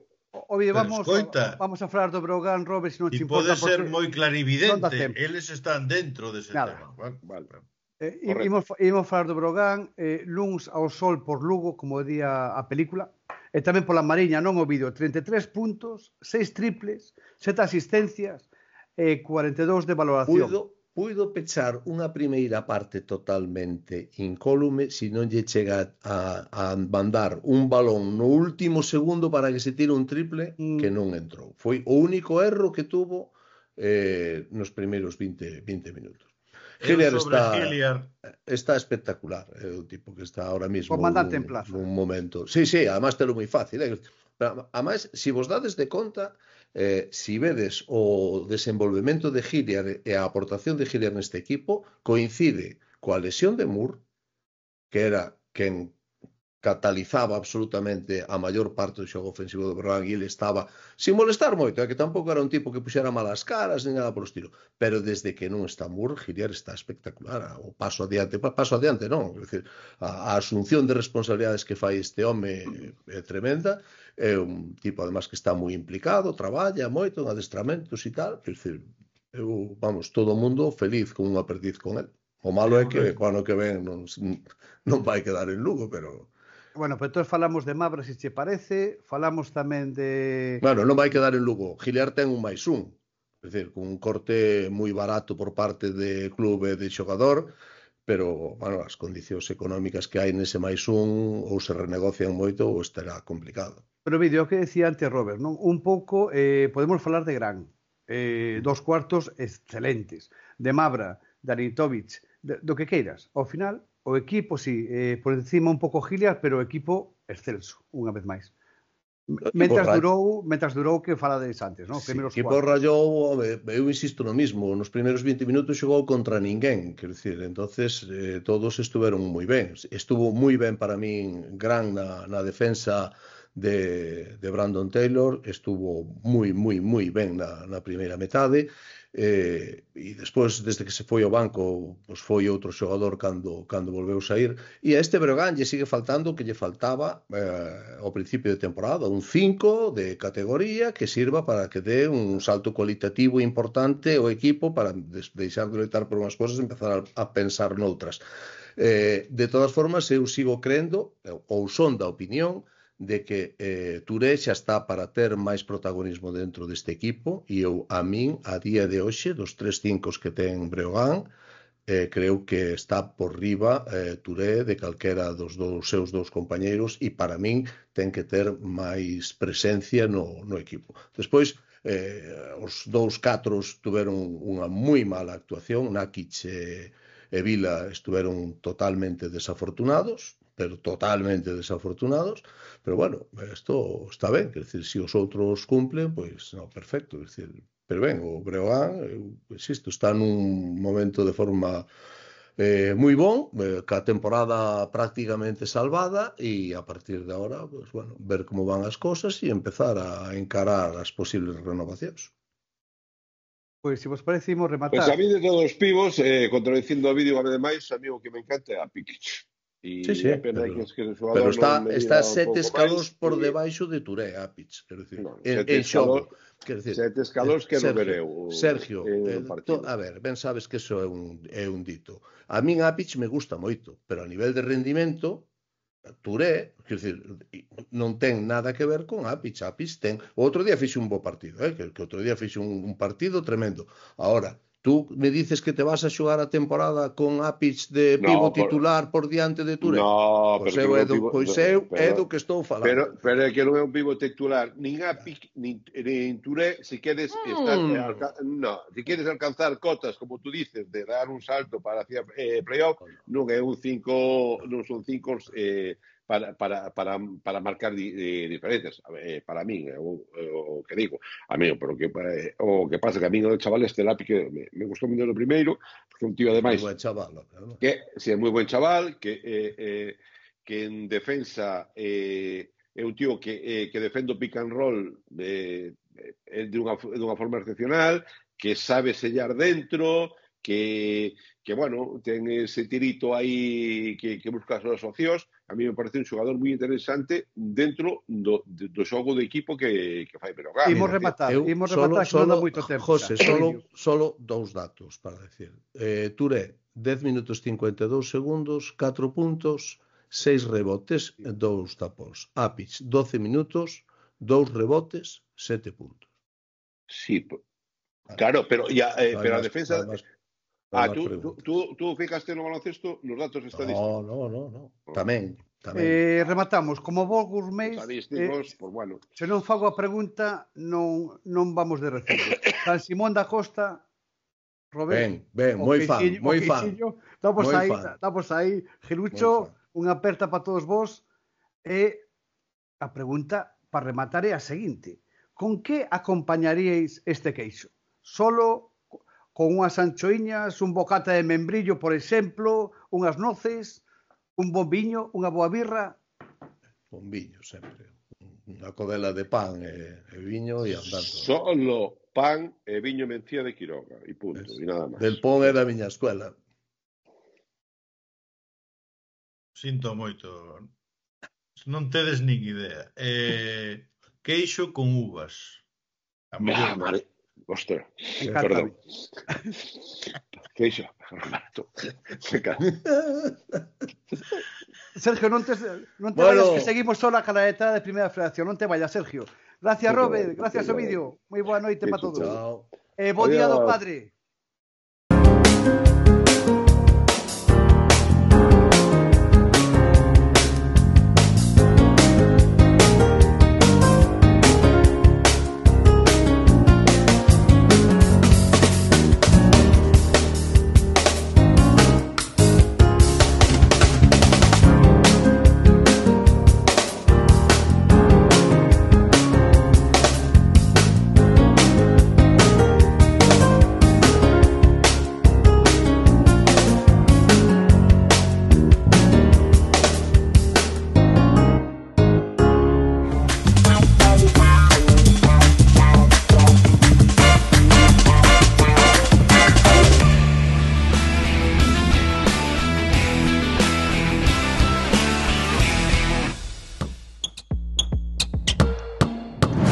Pois imos ca laretada esperada do derbi de Primeira Federación.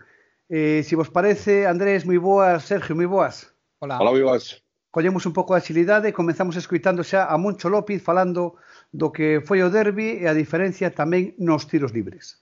Quería dar las gracias a la afición por el apoyo, por la asistencia, pero sobre todo por el apoyo. Es fundamental, la verdad que nos sentimos muy bien y ojalá, bueno, pues logremos en lo que falta alguna victoria contra uno de estos equipos tan fuertes, ¿no? Estuvo cerca con Fuenlabrada, estuvo cerca con Obradoiro hoy, falta que venga aquí San Pablo. Bueno, ojalá les podamos regalar una victoria de estas, pero lo más importante es regalarles victorias y la clasificación para el playoff. Creo que es lo que nuestra afición merece, que nos clasifiquemos para el playoff, sigue dependiendo de nosotros. Y a mí me parece que el equipo lee bien el partido y buscamos en la segunda parte correr en la medida de lo posible, porque se para mucho el partido con faltas, se pitan muchísimas faltas, se ven en los tiros libres, ¿no? Obradoiro tira 35 tiros libres por 20 nuestros.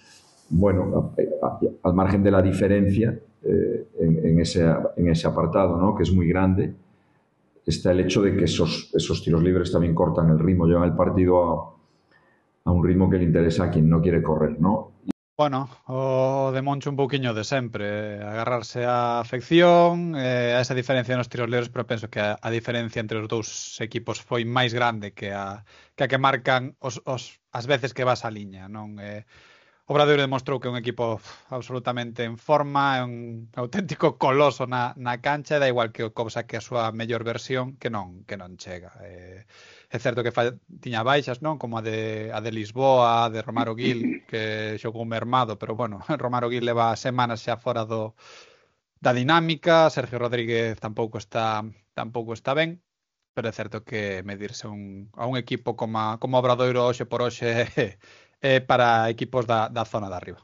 E imos escoitar, Sergio, tamén a Félix Alonso, agradecemento á afición, e tamén fai referencia a esos momentos complicados no terceiro cuarto do encontro. Buenas noches. En primer lugar, dar la enhorabuena a mi equipo por el gran trabajo realizado y por la victoria.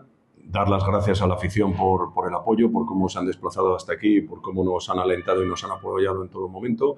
Y también dar la enhorabuena al COP porque creo que ha hecho un partido extraordinario y nos ha puesto, como sabíamos, las cosas muy, muy difíciles. Veníamos con la precaución de saber que es un equipo que actualmente está herido con la racha de derrotas que llevan y más después de la última en Morón. Pero hemos pasado por un momento difícil cuando ellos se nos han puesto 1 o 2 puntos arriba en ese tercer cuarto, pero hemos sido capaces de reaccionar y volver a coger una renta. Y luego otra vez, pues algún tiro libre que nos hubiera permitido tener más tranquilidad ha hecho que el partido se volviera a cerrar y creo que el triple de Brad Davis, aunque hoy no ha estado especialmente acertado, ha sido lo que nos ha dado el aire necesario para afrontarlo con una cierta tranquilidad dentro de la dificultad. Bueno, a afición, algo que repite o reitera en cada rueda de prensa a Félix Alonso.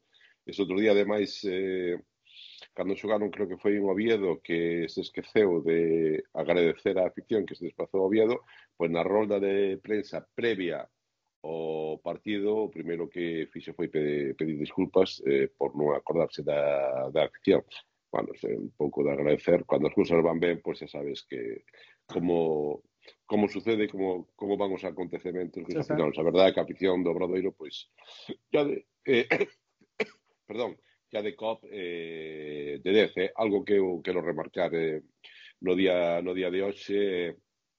Eu tuve a fortuna de estar nos 2 partidos in situ e exquisita o comportamento da xente de Ourense, exquisito o comportamento da xente de Santiago, fenomenal o comportamento da xente en Coruña, de Leima, e fenomenal o comportamento dos aficionados do Breo tamén nese partido do domingo pola mañá. Que eu saiba, non houve nin un só incidente, eu vin a xente mezclada, buen rollo, algún vacile. Eu participei ou me fixeron partícipe de algún vacile e bueno, e eu creo e penso que é o que debe ser. E sempre haberá 4, vou chamar gilipollas, perdón por a expresión, de que intentarán meter o de sempre. Claro. Bueno, repito, eu que vin os 2 partidos e que vivín o ambiente dos partidos, vamos, é excepcional ao comportamento da xente, dos aficionados ao baloncesto. E o que falaba pouco referido aos tiros libres do que falaba Moncho López, a ver, quero apuntar de que moitos tiros libres foi por culpa dos xogadores de COP, sobre todo no tema das técnicas. Porque Sergio Rodríguez, eu creo que se autoexcluiu do partido. Mete unha falta, unha técnica, vino moi fora de competición, por así decirlo. Mira que a mí é un xogador que me encanta. Logo, Brito, hai unha acción ali, lle pega un patadón a publicidade que casi me voa a mí a cabeza, que estaba ali sentado, e depois hai outra técnica, non sei, un ou dúas máis por ali, pero son técnicas que os árbitros teñen que pitar, é dicir, un pouco, aí se nota que o que lle está pasando a COP, que eu creo que algo pasa aí dentro, algo sucede, porque non é normal o baixón do equipo. Vexo xogadores que a mí me gusta moito e que están facendo unha temporada excepcional, ou creo que hai xa canto de ideas dese primeiro tramo da temporada tan bon que a xente xa están maniobrando para buscar sitio a certos xogadores. Eu sei que algúns xogadores se ofreceu, creo que renovar, e dixeron que non, que Ourense que era un pouco un sitio de paso, hasta certo punto lógico todo o que estaban facendo. Eu creo que por aí ven un pouco que pode suceder en Ourense e outras cousas, non sei. Quero tamén remarcar outra situación que é lamentable, o da Federación Española de Baloncesto. Moncho ten recurrido, ou o club ten recurrido dos 5 partidos de sanción. E ainda non lle contestar. E van 4. Claro, e ainda non lle contestar, porque ademais a información que eu teño é que Moncho López non ten antecedentes, por así decirlo, deportivos, no que a competición, que ten que os propios árbitros, o estamento arbitral, ya recoñece que ten un comportamento sempre moi educado, de cabaleiro, de tal, e eu creo que el pensaba que un pouco o que pasou, o que podía haber por o que sucedeu co partido Valladolid, da famosa patada, pero dixeron que non, que fora culpa dos árbitros, non del, e é unha situación complicada. E iso é moi complicado para un equipo que tiña o seu primeiro adestrador fora. 5 partidos son moitos partidos, e non é o mesmo que este o primeiro adestrador dirixindo, porque ademais intentou, porque no partido anterior deixaron sentar ali nunha esquina dentro do Pazo, esta vez falou cos árbitros e dixeronlle que non, e iso é un hándicap terrible para un equipo, como para calquer equipo, máis para o Club Baloncesto Ourense, dada a situación na que está. E en canto Obradoiro, pois eu non o vin tan claro, Andrés. Eu vi un momento cando Ourense a falta de 2 minutos ou así se meteu aí no partido e houve para min 2 situacións claves, que foi unha defensa, unha axuda de Mikovic, que lle permite recuperar o balón, e a tripla de Davison. Inédito en ataque, en canto a anotación Davison, e no momento importante clavou unha tripla que aí finiquitou o partido. Sí, pero eu penso que ao marxe do primeiro cuarto, despois o Obradoiro reorganízase moito mellor, é capaz de entender moito mellor as defensas e os ataques do Club Ourense Baloncesto, e vai menguando a aportación de Club Ourense Baloncesto. O Club Ourense Baloncesto ten 2 xogadores que para mí son determinantes e capaces de xerarse tiros propios, que son Anen Moody, que sigue sendo dificilísimo de defender, e para mí é un xogador moi bo e diferencial, e Diogo Brito, que está dando a cara B de Diogo Brito, que é unha cara de aporta moito, pero tamén resta moitísimo, porque hai momentos que ten momentos de brillantez espectaculares, nos que ten unha entrada a canasta e un primeiro paso espectacular, pero despois ten uns erros en defensa e uns despistes que condicionan moito o equipo. Unha vez visto eso, claro, miras o que tes enfrente, e tes a Brociansky, tes a Barcelo, tes a Davison, que non apareceu por ningún lado, Sergi Quintela, que agora mesmo a súa aportación é de 10 minutos, 12 minutos, pero dá un rendemento espectacular. Fagiano, é dicir, son xogadores capaces de xerar puntos, de xerarse as súas propias canastas, que é algo que a día de hoxe o COP non ten, porque despois tes un 3-4 como é Sergio Rodríguez, que para mí é un xogador moi importante na categoría, un xogador chamado quizás a ser un xogador de rotación en ACB, porque está completamente fora da competición, porque está fora desde fai 5 ou 6 partidos, porque se bota el solo, porque da igual como comece o encontro, da igual que meta 10 puntos, 8 puntos, que sempre remata con unha, dúas técnicas e remata desquiciado. E despois a aportación de xogadores como Paz, como Martín, a propia de Gil, que para botar as mans á cabeza, ou un Sipe que si é certo que ten unha actitude moi grande de cara ao rebote, pero non é un anotador, notase moitismo, entón, claro, ao final, cando xogas contra un equipo do nivel do Obradoiro, notase. Para min, a partir do segundo período, o COP foi completamente a remolque, é certo que tivo opcións, pudo entrar unha canasta e gañar, pero para min a realidade é que o Obradoiro foi, no cómputo global, foi moito mellor que o COP. Eu, Sergio e Andrés, antes de seguir, e falar un pouco xa cara adiante, o que chega o fin de semana, San Simón da Costa é o noso queixo, o queixo que axuda o baloncesto galego. Eu vou probalo, que está moi bon. Vamos a falar un pouco dos transatlánticos do fin de semana, porque Morón non é o que era. Xa vemos como creceu a partir da vitoria ourense, e a Santiago chega o Lliño. Pedro Rivera xa non vai, non? Pedro Rivero xa non vai. Bueno, vai a Cristo no Estudiantes, é dicir, leva 7 vitorias, creo que 7 vitorias seguidas, e o bombazo na... A ver, estos de Madrid son moi envidiosos, é dicir, joder, este ano o equipo de la movidita e de xogo, joder, o Obradoiro, tal como empezou a temporada, o ceso de entrenador, o adestrador, logo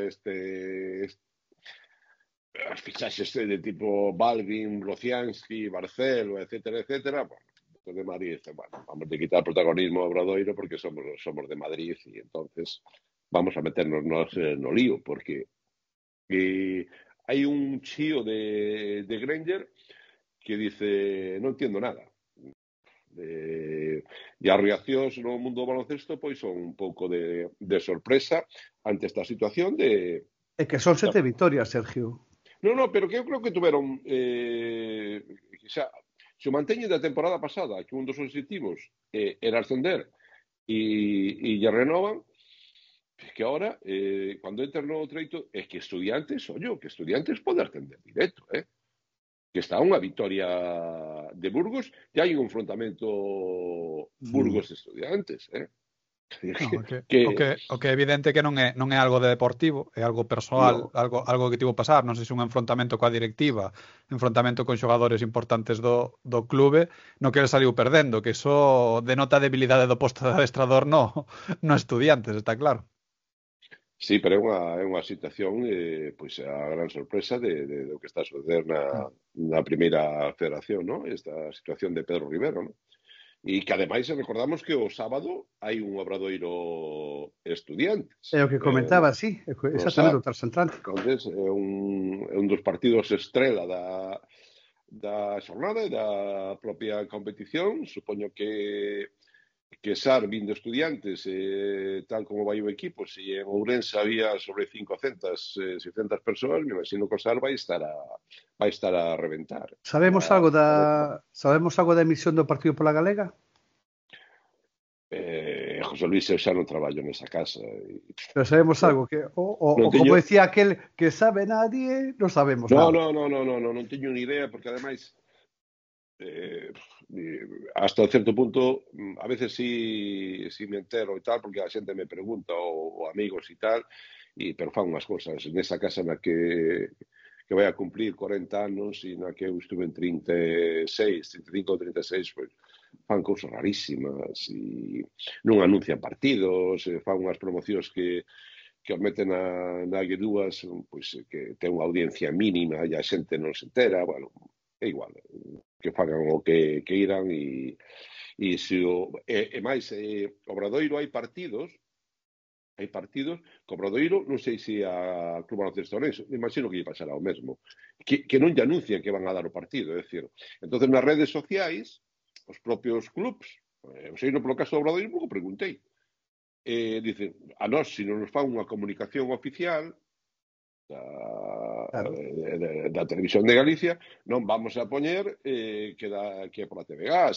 Si non lo comunican, pois non na rede social, que fano todos os partidos, cando anuncian os partidos, pois lle fan publicidade a propio Obradoiro, a Liga Plus e a Televisión de Galicia. Pero, bueno, non sei se van a dar ou non. Igual teñen aí un partido interesante de terceira división, non sei. Andrés, viaxe a Sevilla, non? No último partido sen adestrador no campo. Mal compañeiro de viaxe enfrentarse ao Betis agora mesmo, con dúas vitorias consecutivas, vai cara arriba, está cuarto, ese rival directo case do Obradoiro, ex-entrenador covista, Gonzalo García de Vitoria, o que sexa que fora no Club Ourense Baloncesto o señor Don Pedro, cos seus líos, as súas idas e vidas, pero, bueno, outro dos candidatos a pelexar polo ascenso, non colle o COP no seu mellor momento. Penso que a mellor versión do COP non xa pasou. Penso que o do derbi foi un tema de motivacional, agardo non equivocarme, pero non vexo moitos visos de cambio nesta situación. Bueno, eu creo que non sei cual é a situación e o problema, pero eu espero que o COP, porque ademais non sei se agora sigue en postos de play-off, non, está fora, non? Noveno, sí. Está no último posto. Está no último posto con unha victoria de ventaxa, sí. Eso sí que sería, se vei fora de postos de playoff, eso sí que sería unha situación dura para o club, ¿no? Despois sobre todo do primeiro tramo de temporada que fixeron. Hai unha cousa que me acaba de acordar, é unha maldade, sobre o partido do sábado en Ourense. Pois dispara. No. Es que non sei se vou non contar. É que antes do partido, evidentemente soou o himno galego. Pero a banda da Diputación, esta tan folclórica que hai en Ourense, había non sei quanta xente había da banda, non sei se 30 ou 40 os que había. Pero hai o quecemento do partido, hai a presentación, e da presentación a que sacaba o do hino, pero que antes do hino interpretan tocan unha canción e está parados os dous equipos sobre 5 minutos. E digo, no, porque é o que pasa na federación. Normalmente cos árbitros se puide dar a casualidade de que os árbitros cortaran incluso o hino, porque o hino foi despois. Entonces, a mí me parece moi ben o da banda de Diputación de Ourense, a mí me gusta, maravilloso e tal, pero hai uns protocolos dentro dun deporte e os xogadores, a cara dos xogadores era para decir, vamos, isto cando se acaba, ¿no? Porque, claro, estuveron, pues, é dicir, os árbitros pararon a conta atrás. Non, claro, sí. Claro, remedio. Acabou o tempo. E eu estaba ali e chamoume a atención, digo, bueno, pues como hacha un árbitro aquí con mala leche, ou como tal, vai dicir, bueno, se acabou. Seguimos ca conta atrás e empezamos o partido. Digo, chamou un pouco a atención, Andrés, tú que, a ver, que tú sei man. Eu xa non movo nada. Pero si é certo que tense dado incluso en outros derbis de cortar o himno, de mandar os árbitros cortar o himno e quedar todos así un pouco a velas vir, pero son decisións dos árbitros porque hai 3 minutos para comezar o encontro, ou 5 minutos para empezar o encontro, entón non hai máis. Sí, pero a mí me parece moi ben, saíron con ese paso, esa cerimonia de sair ao campo, moi lento, tal, interpreta non sei o que era, e pois o hino, e pois o problema, aunque estaban no lateral, é volver a sair, non é que saian rápido, que ten que empezar, non, un detrás do outro, e digo, hai un árbitro vai a cortar o hino, e eso sería un pouco lamentable, non? Pero bueno, para ir rematando, chegou un quesiño por casa, un agasallo que nos deron San Simón da Costa? Sí, señor. Chegou. E a miña pregunta é, xa que está tan rico e que apoia o baloncesto e que apoia o noso programa, con que desvos o consello que pode acompañarse? Además de unha boa cañita, un bon viniño, con que? Viño de Quiroga, evidentemente. Eu vou te dicir unha cousa. Mencía de Quiroga. E unhas uvas, con unhas uvas, eu que sei. E unhas anchoas, noces, con que? A mí centeno. O queixo, e San Simón da Costa, que un gran queixo, a mí o queixo sempre o tomo sin nada, solo. Queixo, pan e viño. Eu vou te dicir unha cousa.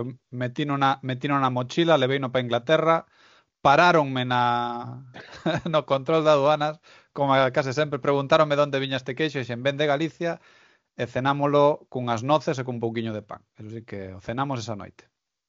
Quitar non mo quitaron, pero case.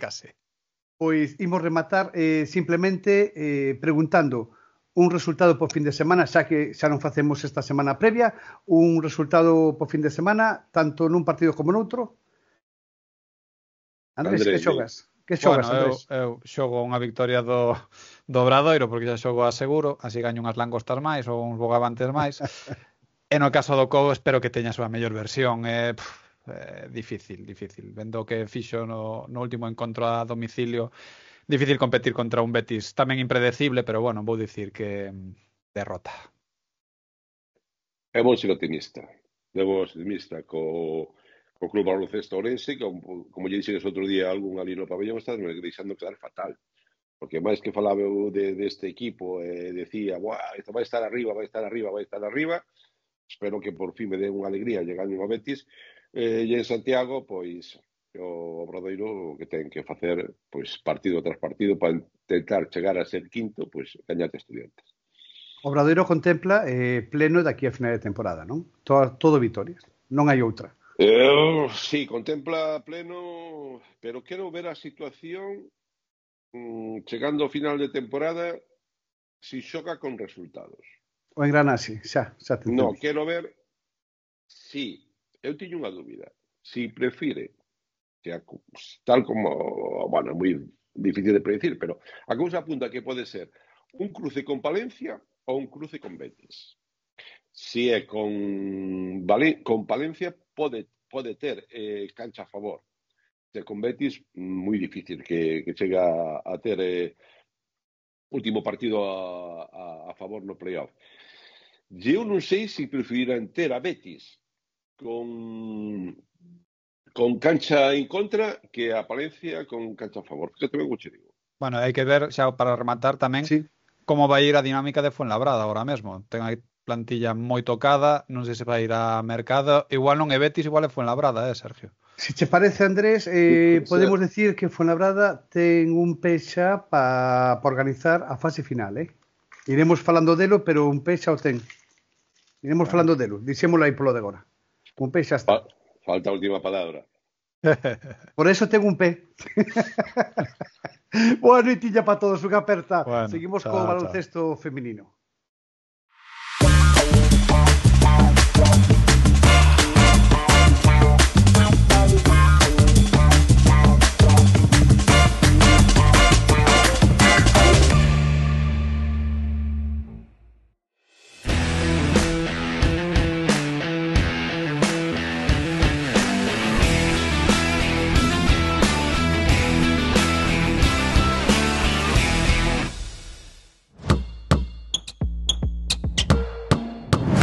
Rematado o análise do derbi en Primeira Federación, por fin podemos cantar, Susana, pleno na Liga Femenina Endesa. Moi boa noite. Primeira jornada de Liga que podemos cantar el pleno. Ya era hora. Yo sabía que iba a llegar. Además llegó en el momento preciso, porque para el Celta fue una victoria importantísima. Bueno, importantísima, vital, casi diría yo. Para el Celta trascendental, para Ensino, para mirar postos superiores. No caso de Baxi, para manter unha línea que poda acoller ben esta final, non? Tamén, ademais do posto clasificatorio. Pois imos con nosos invitados. Temos a Suso Garrido do Durán Máquina de Ensino. Como estás, Suso? Gracias por estar con nosotros. Buenos días. Buenas. Bien. Tamén temos con nos a Dani Nieto do Celta de Vigo. Ambos son moi boas, Dani, como estás? Hola, ¿qué tal? Buenos días. Ambos son a parte, digamos que oscura, non?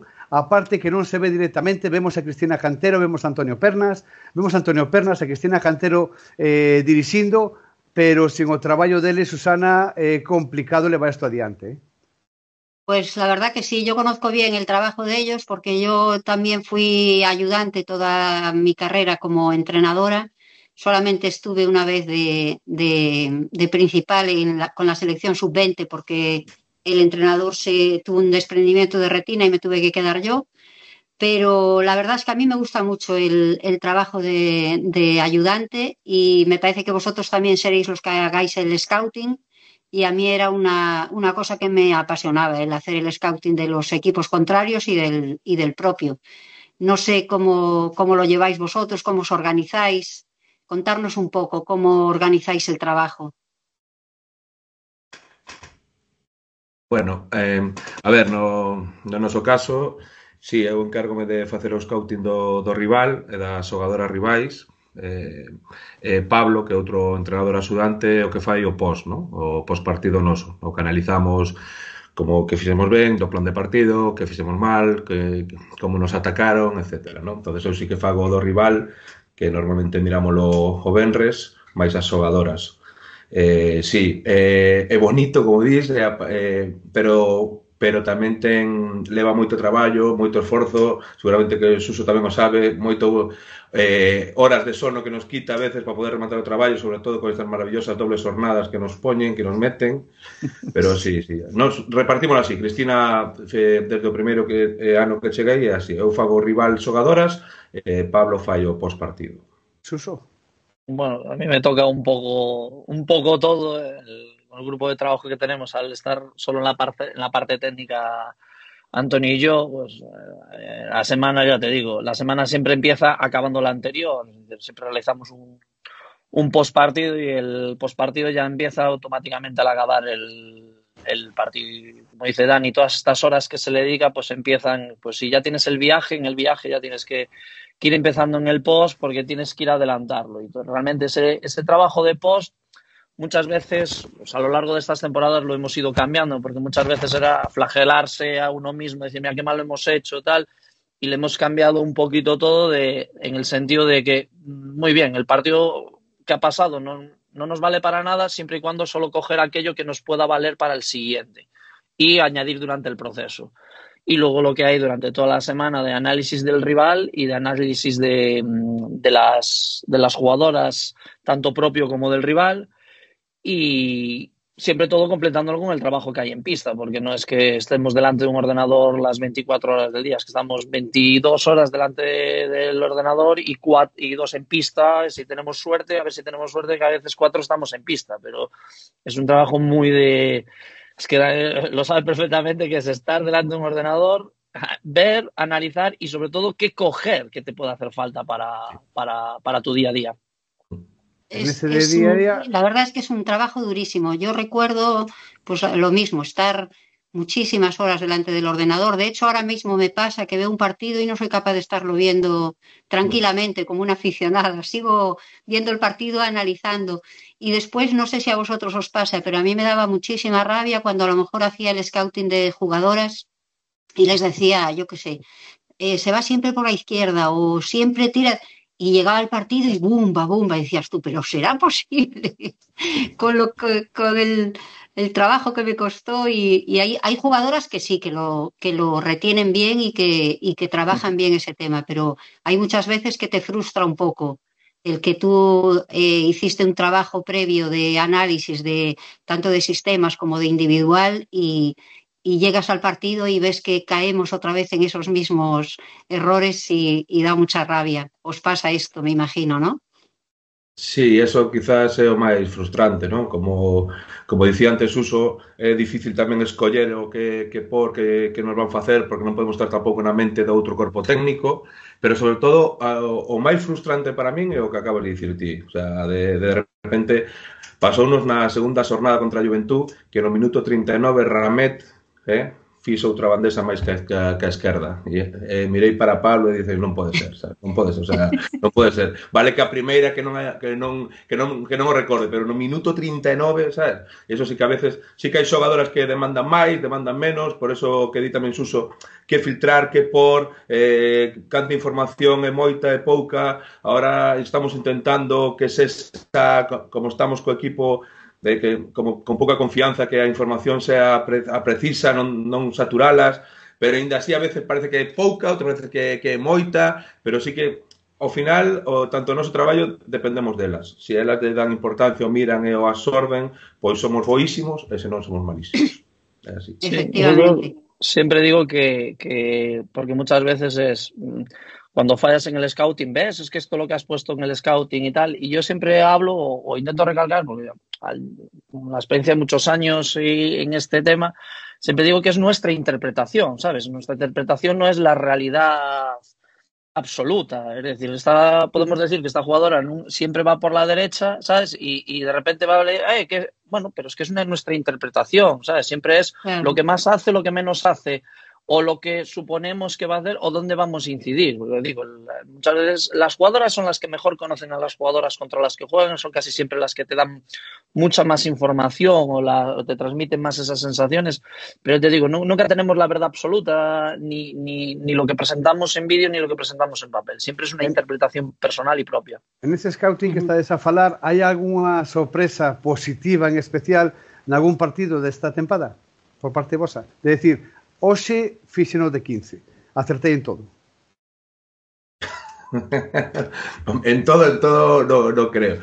No, pero é difícil, ¿no? Por exemplo, recordo, mira, non sei se deste ano, non sei que partido foi, que de repente tiñamos na cabeza o cambiar defensa a zona, que había un equipo que non, ahora mesmo non recordo. Estábamos mal e de repente levanteime rápido e dixen, Cris, recorda isto, mirámonos, porque se nos había, entre a veces levas apuntadas cousas, pero intentas estar sereno, pero non estás sereno, estás vindo o partido. Fixemos ese cambio e saiu ben, sabes? Pero é que fixémolo outras veces contra o Ferrol ou cando lle gañamos intentamos repetir o plan de partido e non saiu tan ben, non? Pero sí que a veces é reconfortante cando acertas. Pero sí, claro. Pero como di Suso, moitas veces non, esta xogadora non mete, e chega o partido, está acertada, empeza a meter e miran pa ti, dices tú, pois se está metendo, que queres que faga, sabes? Se está acertada, imos con ela que non meta máis. Pero sí, cando a veces acertas ou con Cris, non, que falamos con Murcia que tiñamos que cambiar porque na primeira xornada aí na Ayuso leunos na segunda parte a defensa ao bloqueo directo crujiunos, ali intentamos cambiar as defensas, sabes, vas cambiando, pero ao final non estás na mente de outro corpo técnico da xogadora, pero cando corre e acertas é bastante reconfortante. No teu caso, Suso?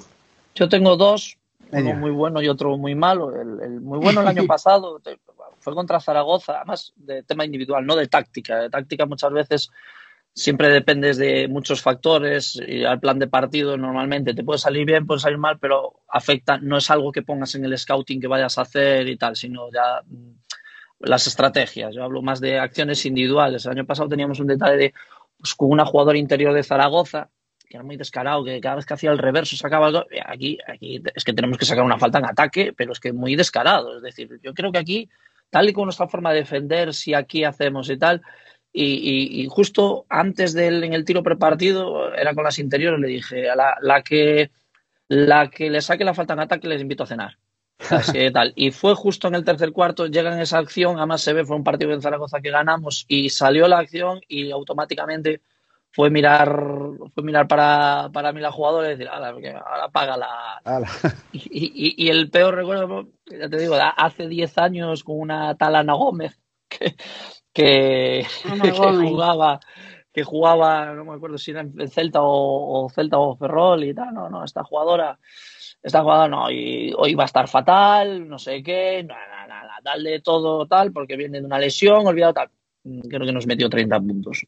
Entonces ya tengo esos son los grandes recuerdos de aciertos y cagadas. Si vos parece, Susana, imos co que queda de tempada, 4 partidos. Imos empezar, si che parece, polo equipo que está na zona máis peligrosa, non? Polo Celta con 7 vitorias recibe a Gran Canaria o día 30, despois deste pequeno descanso. Logo ten o derbi co Baxi, Ardoi na casa e remata co Valencia. Que podemos decir delo, Susana e Dani Suso? Bueno, pues que gracias a la victoria de este fin de semana sigue habiendo esperanza, porque, bueno, yo creo, no sé, Dani, si vosotros lo tenéis, me imagino que sí, que lo tendréis mejor estudiado que yo, pero yo creo que con quien os lo vais a jugar fundamentalmente es con Araski, porque en el caso de Canarias lleva 10 victorias y tenemos el básquet con -9, o sea, podríamos ganarle aquí de más de 9, entonces también podríamos luchar ahí con Canarias. Pero después con la SEU tenemos el básquet average negativo y tiene 9 victorias, nos lleva 2. Con Araski es con el que tenemos ahí, porque tenemos el básquet a favor. Es con el único, salvo salvo Canarias, que falta por jugar ese partido. Es con el único que tenemos el básquet average a favor. Y después con el IDK, como digo, tenemos el básquet negativo y tiene 8 victorias y me parece que tiene un partido menos, ¿verdad? Sí. El IDK y el Araski también. Araski también tiene que jugar con Baxi el partido. Ahí, sí. Tanto Ensino como Baxi pueden echar una buena mano al Celta porque tenéis partidos contra rivales directos del Celta. Yo confío en que se pueda salvar. Estamos con 7 victorias, yo creo que con 10 nos salvaríamos y tenemos a Canarias, tenemos que ir a Baxi y recibimos a Osés. Después el último partido es con Valencia, que es más complicado, aunque bueno, Valencia ahora mismo está un poco despistado, me parece. Entonces yo creo que un poco pasa por ahí. No sé qué opinas tú, Dani. Sí, a ver, agora mesmo estamos entre, bueno, Ardoi teno moi difícil, tería que gañar todo e ser un milagre. Estamos entre IDK, Araski, nós, e logo está Cadí e Canarias. Cadí. ¿no? Canarias sí. Ten un calendario difícil, podría darse de non gañar ningún, pero a ver, ten 10 xa. Cadí está aún, ten tamén unha última xornada que xoga con Cadí era... Con Araski. Con Araski. En principio, nos o básquet averás temos gañado con Araski. Temos que verificar, pero polo que vimos teríamoslo gañado tamén con IDK. Con IDK? Sí, que temos que sí porque por o tema dos puntos, o segundo baremo. Entón, creemos que sí, pero temos que verificarlo. Porque vale, a veces... Porque yo lo estuve viendo tamén o sea, el básquet averás parcial lo tenéis empatado. Claro, entonces creo que o segundo que vai dos puntos anotados ou recibidos, non recordar a calera, miramos o outro día. Entón, creemos, pero temos que verificarlo porque a veces a interpretación de ese punto queda un poquinho en stand-by, pero creemos que está, que temoslo gañado, pero hai que verificarlo. Pues sería importante tenerlo ganado, porque IDK tiene tamén un calendario, bueno, IDK, tiene a Jairis y tiene a Ensino. Vale. A partir de aí, nos agora mesmo podemos alcanzar esas 10, o primeiro Canarias, logo ir a Ferrol e ben Ardoi. Tendo en conta que outro día IDK gañou a Valencia, pero Valencia ao final é un coco, non? Gañamos en Zaragoza, pero a ver, vamos a ser realistas. Sí. Nós temos que ir ao noso, que é gañar a Canarias. Facer as contas de este gaña aquí está tal. Entonces, creemos que todavía temos opción. Se hubiéramos perdido outro día, sería prácticamente P medio na Liga Challenge. Pensamos que entre Araski, nos, IDK, un deses tres vai baixar. O sea, porque ahora, evidentemente, Ensino xa está mirando para arriba para que tería alguna opción de playoff. E o bo que temos é eso, que Ensino enfrentase a rivais e ten opción de playoff, Ferrol enfrentase a rivais e ten opción de playoff. Entón, esas últimas jornadas, para nós tamén son importantes que os demais equipos estánse a xogar algo. Pero todo pasa porque nós fagamos o noso traballo. É dicir, o ano pasado, recordo, creo que as últimas 5, 6, non sei, 7 jornadas estivemos fora do descenso, na última jornada entramos en descenso, xa non dependíamos de nós, ocorreu un milagre, que era baixar con 10 que baixou Canarias, non? Entonces, nós agora temos que intentar gañar, prepararnos ben para Canarias, pero si entre esos 3 equipos, porque non creo que Canarias se meta e que Cadí tampouco, non? Sin descartar nada. Cádiz tiene 9 victorias. Cádiz non se pode despistar. A última xornada de Araski-Cádiz pode ser determinante. Claro. Por eso, nós si conseguimos gañar e temos o haberas gañado de Araski, si empatamos con Araski, por esa última xornada pode ser casi decisiva. Sí, sí. Callo día 30 vai palmar, vai perder e acabou iso que hai. Suso, a tu impresión cal é? Yo creo que lo que dice Dani es primero centrarse en lo que afecta a su calendario, porque muchas veces jugamos a las quinielas y todo esto, qué va a pasar y tal, y de repente pasa una jornada, o puede ser IDK el otro día que le gana a Valencia, ¿sabes? No puede. Y eso también forma parte un poco de la pero no pueden ser victorias o derrotas que puedan afectar a un equipo en el sentido de que, oye, pues eso se puede dar en la jornada final que en la primera jornada, ¿sabes? Lo importante son los enfrentamientos directos, y yo creo que en enfrentamientos directos el calendario les puede ayudar, es la mentalidad con la que puedan ir en esos partidos sin que el entorno le pueda afectar.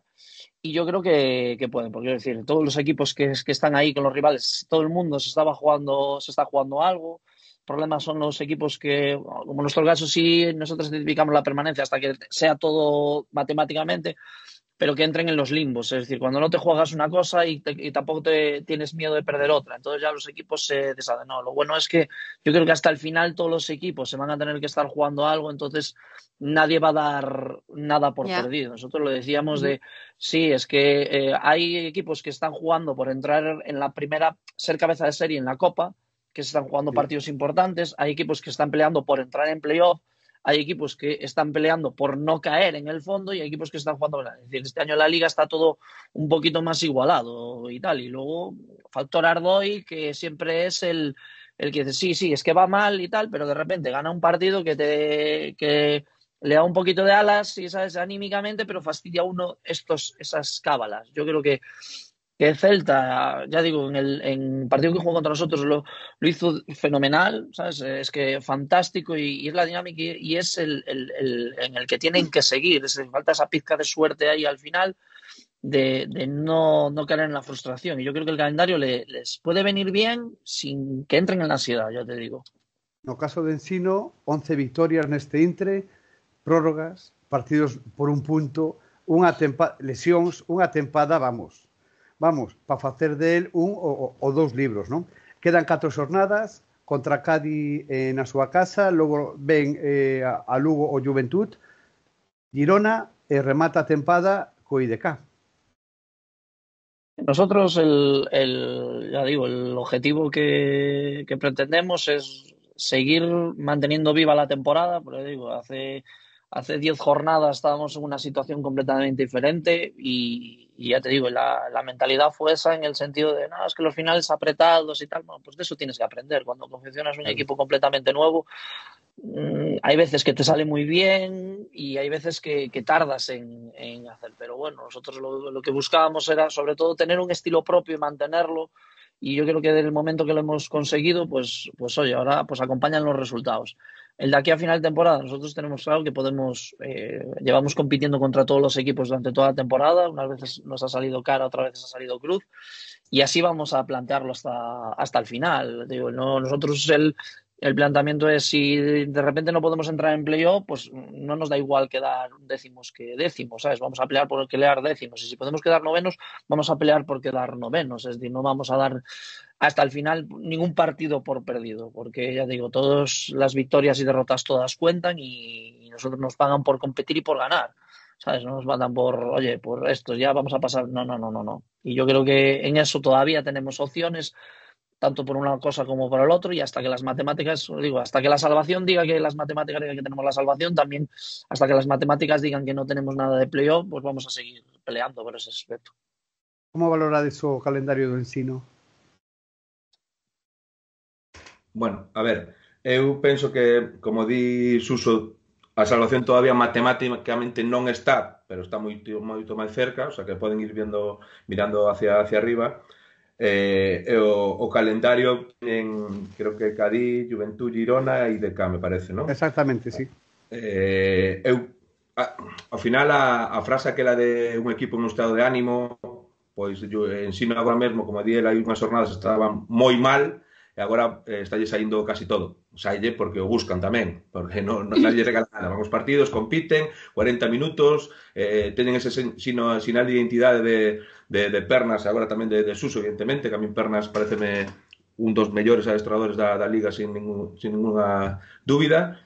Eu creo que eles agora ten de novo un estado de forma de Howard que é o máis parecido antes da lesión de Araski, con Jess, que agora tamén está notando moito, pero teñen moitos puntos, xogadoras como Soriano, como Castedo, como Giomi, que ao final sempre é moi regular. Entón, eu penso que poden aspirar a pelexar polo playoff, tal como teñen o calendario, que probablemente o máis difícil sea Girona fora. Eu creo que poden, pero como Diel han competido con todo e poden gañar os 4 perfectamente, podría irse hacia arriba. Eu creo que están nunha boa dinámica e creo que unha vez que certifican a salvación van a competir por estar no playoff. Susana, para ir rematando xa. Pues nada, desearles muchísima suerte a los dos en lo que resta de temporada y ojalá que nos podamos seguir viendo el año que viene en Liga Femenina todos, que yo de verdad que estoy convencida de que va a ser así. Mucha suerte. Muchas gracias. Esperamos que así sea, pero digo, lo bonito de tener a los 3 equipos en Galicia es todo esto de la importancia de ver que se vea en Galicia muy buen baloncesto, que tengamos la oportunidad de recibir muy buenos equipos, los mejores de España, uno de los mejores de Europa, y poder disfrutarlos en Galicia durante muchos partidos. Yo creo que eso es muy bueno para el baloncesto gallego. E cos pabellóns casi cheos en moitos dos casos, outros por capacidade, con máis de 2000 tamén. Dani, as últimas verbas son túas. Sí, esperemos que sí, pero eu creo que é moi bo para o baloncesto galego que estén os tres equipos femininos. A rivalidade está moi ben, que ao final queremos gañar, pero tamén eu, por exemplo, que Ferrol xoga a final europea ou que eles vayan ben despois, eu sempre digo, ao final é rivalidade cando xogamos contra eles, logo sempre o mellor para os equipos galegos, non teño ninguna dúbida. Entón, oxalá consigamos certificar a salvación nos tamén, o ano que ven estar, porque como di Suso, é bonito ver a Jakubova, a Fievich, bueno, todas estas xogadoras, a Mariona Ortiz, a todas estas xogadoras que veñen, a Raquel Carrera, todas as que van vindo por aquí, é unha maravilla, non? O ambiente que temos no pabellón de Navia, en Ferrol, en Sino tamén cada vez está indo máis xente que está facendo un bo ambiente. Entonces creo que iso é moi bo para o noso baloncesto e ímolo pelexar, non teñades dúbida que o imos pelexar. Susana, como sempre, moitas gracias. Suso, Dani, un placer que estiveras connosco e imos a rematar o bloque baloncesto femenino en clave europea con Alba Sánchez Ramos e o gran éxito do Baxi Ferrol. Boa noitiña para todos. Gracias. Muchas gracias. Adiós. Chao, gracias.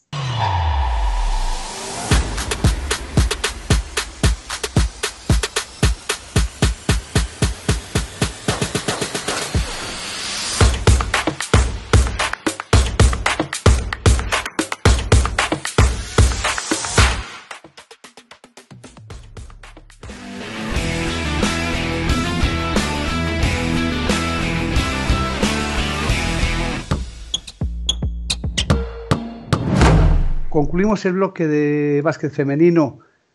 Ver a Alba Sánchez Ramos con nosotros implica algo. En este caso, otra nueva fase y ya es la final.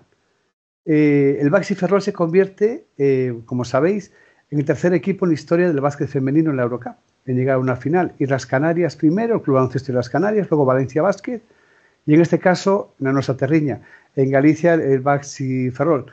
Se enfrentará al Villeneuve en la gran final. El primer partido es el 26 de marzo aquí, en Galicia, en Ferrol, en La Malata, y el de vuelta el 2 de abril. Alba, enhorabuena. ¿Y qué estáis haciendo? Muchas gracias. Pues está siendo una locura, la verdad. Pues a ver, bueno, como ya hemos hablado alguna vez, ninguna nos esperábamos llegar tan lejos. Pero bueno, la verdad que estamos en muy buena dinámica, enfrentándonos partido a partido, día a día, y yo creo que al final es como afrontamos cada eliminatoria con esa mentalidad de día a día, hay que hacer lo que tenemos que hacer hoy, y pues de momento nos está yendo bien. Pero partido en casa contra Lyon, una victoria tremenda. La vuelta en el pabellón de ellos, os aprietan, se ponen creo que 19, creo que sí, ¿no? Habían recortado 19 puntos y de repente volvéis otra vez al partido y faltó un tris para ganarlo, porque bueno, realmente no era necesario, pero sabéis jugar muy bien con los tiempos en esta competición. Bueno, sí, yo creo que sí, es verdad que ellos tenían un déficit muy grande y eso a nosotros nos daba bastante tranquilidad. Y bueno, es verdad que ese partido no habíamos tenido facilidad para anotar y bueno, en algún momento tenían que entrar. Y bueno, que tenemos a Ángel en la pista que lleva el tiempo de maravilla. Generalmente lo hace muy bien, entonces se nota mucho. Y seguís con una defensa espectacular. Sí, la verdad que somos un poco cansinas.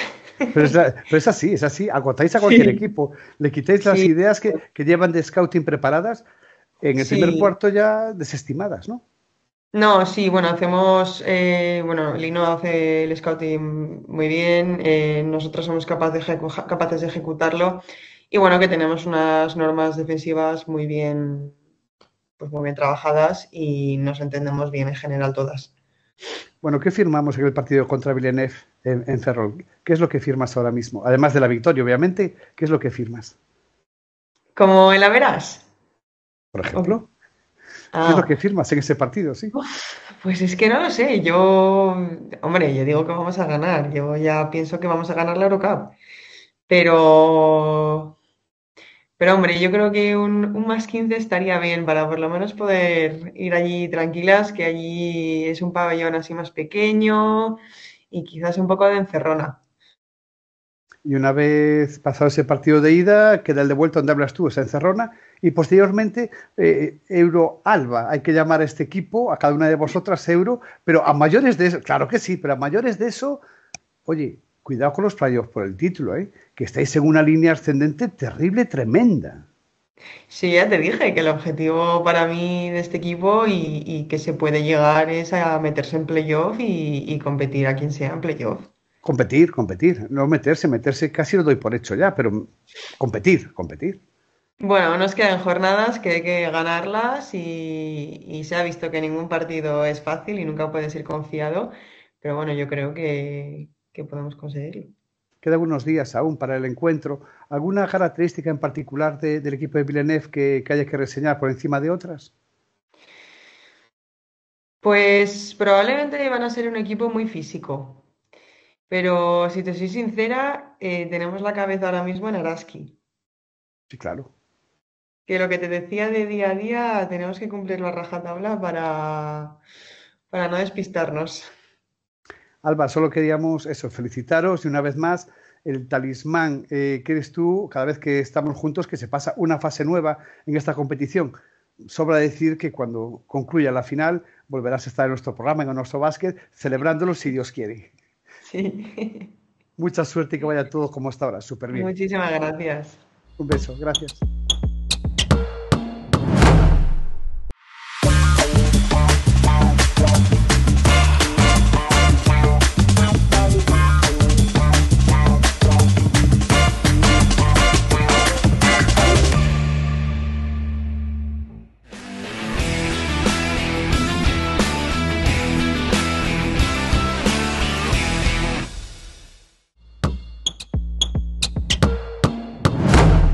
Rematado bloque de baloncesto feminino, temos a honra e o placer de recibir o Club Deportivo Galogrín, número 1 en Galicia, neste momento en licencias.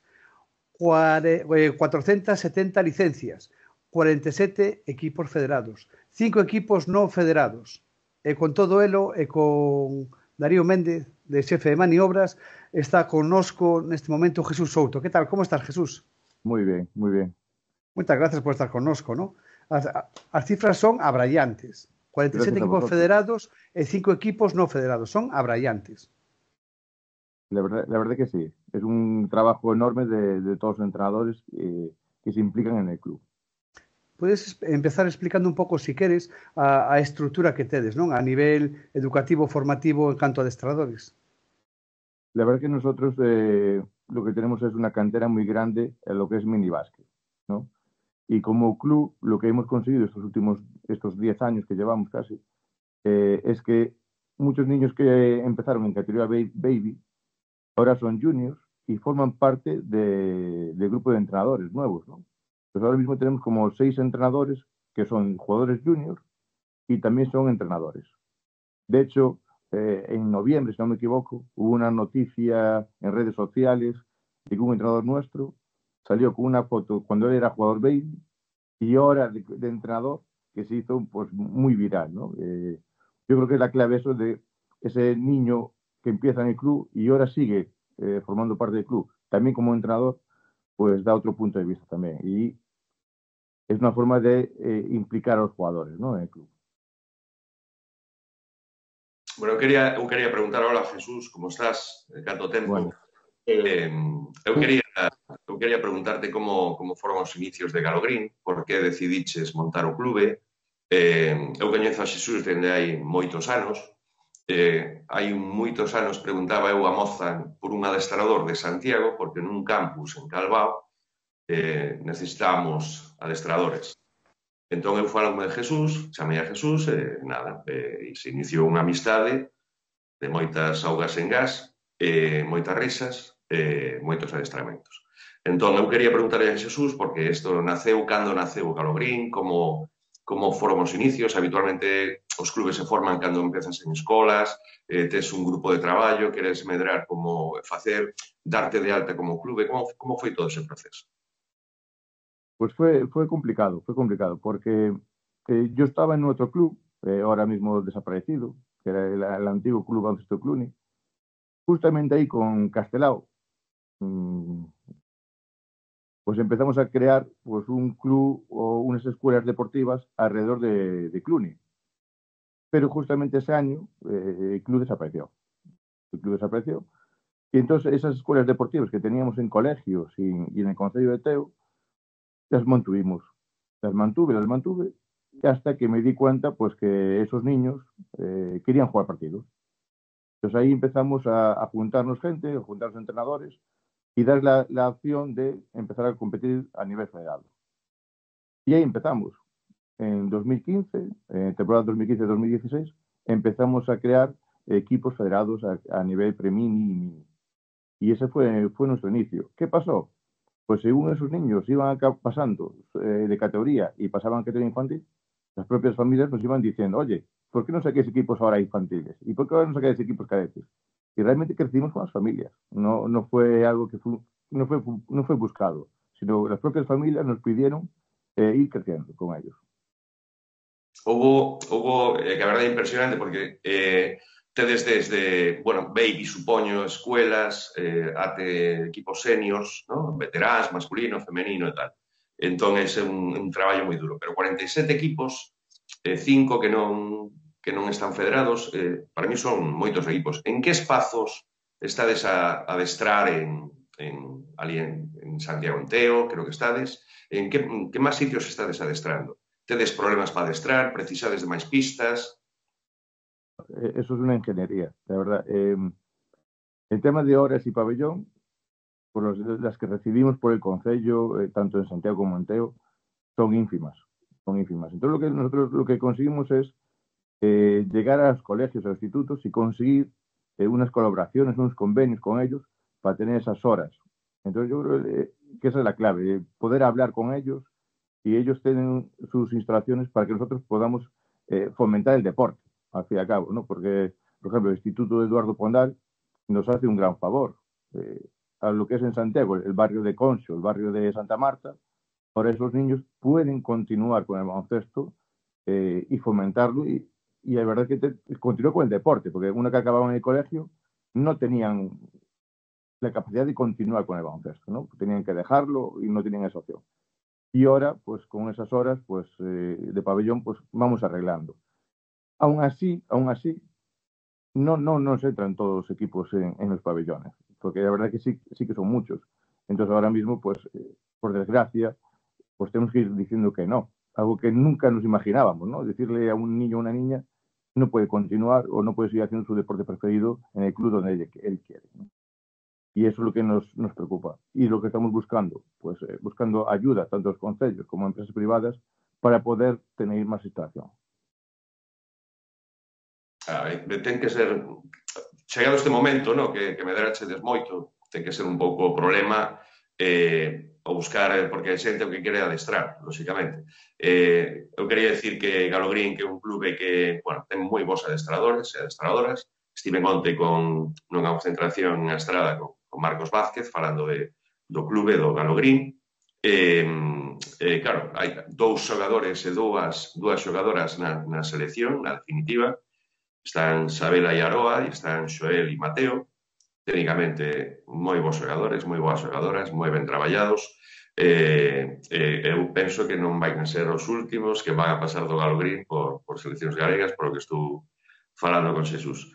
Que máis, Xesús? Eu quería comentarte tamén o tema dos adestradores, non? É dicir, porque tedes moi bons adestradores, si tedes algún tipo de xente nova que estaba no clube, comentabas o caso dun adestrador, como facedes? Hai xente que ten posibilidades de ser adestrador do clube, como empieza, como comienza? Sí, eso lo ves enseguida, ¿no? Cuando ves a un niño que le gusta estar con los niños, nosotros allí en el pabellón ya ves a niños que se quedan más tiempo y se preocupan por enseñar a otros, ¿no? Y están ahí pues trabajando técnica individual y eso ya los engancha, de eso ya rápidamente vas junto de él. Oye, ¿te apetecería echar una mano de ayudante a un entrenador? Un equipo a este entrenador, vas a aprender muchísimo y a partir de ahí ya se enganchan.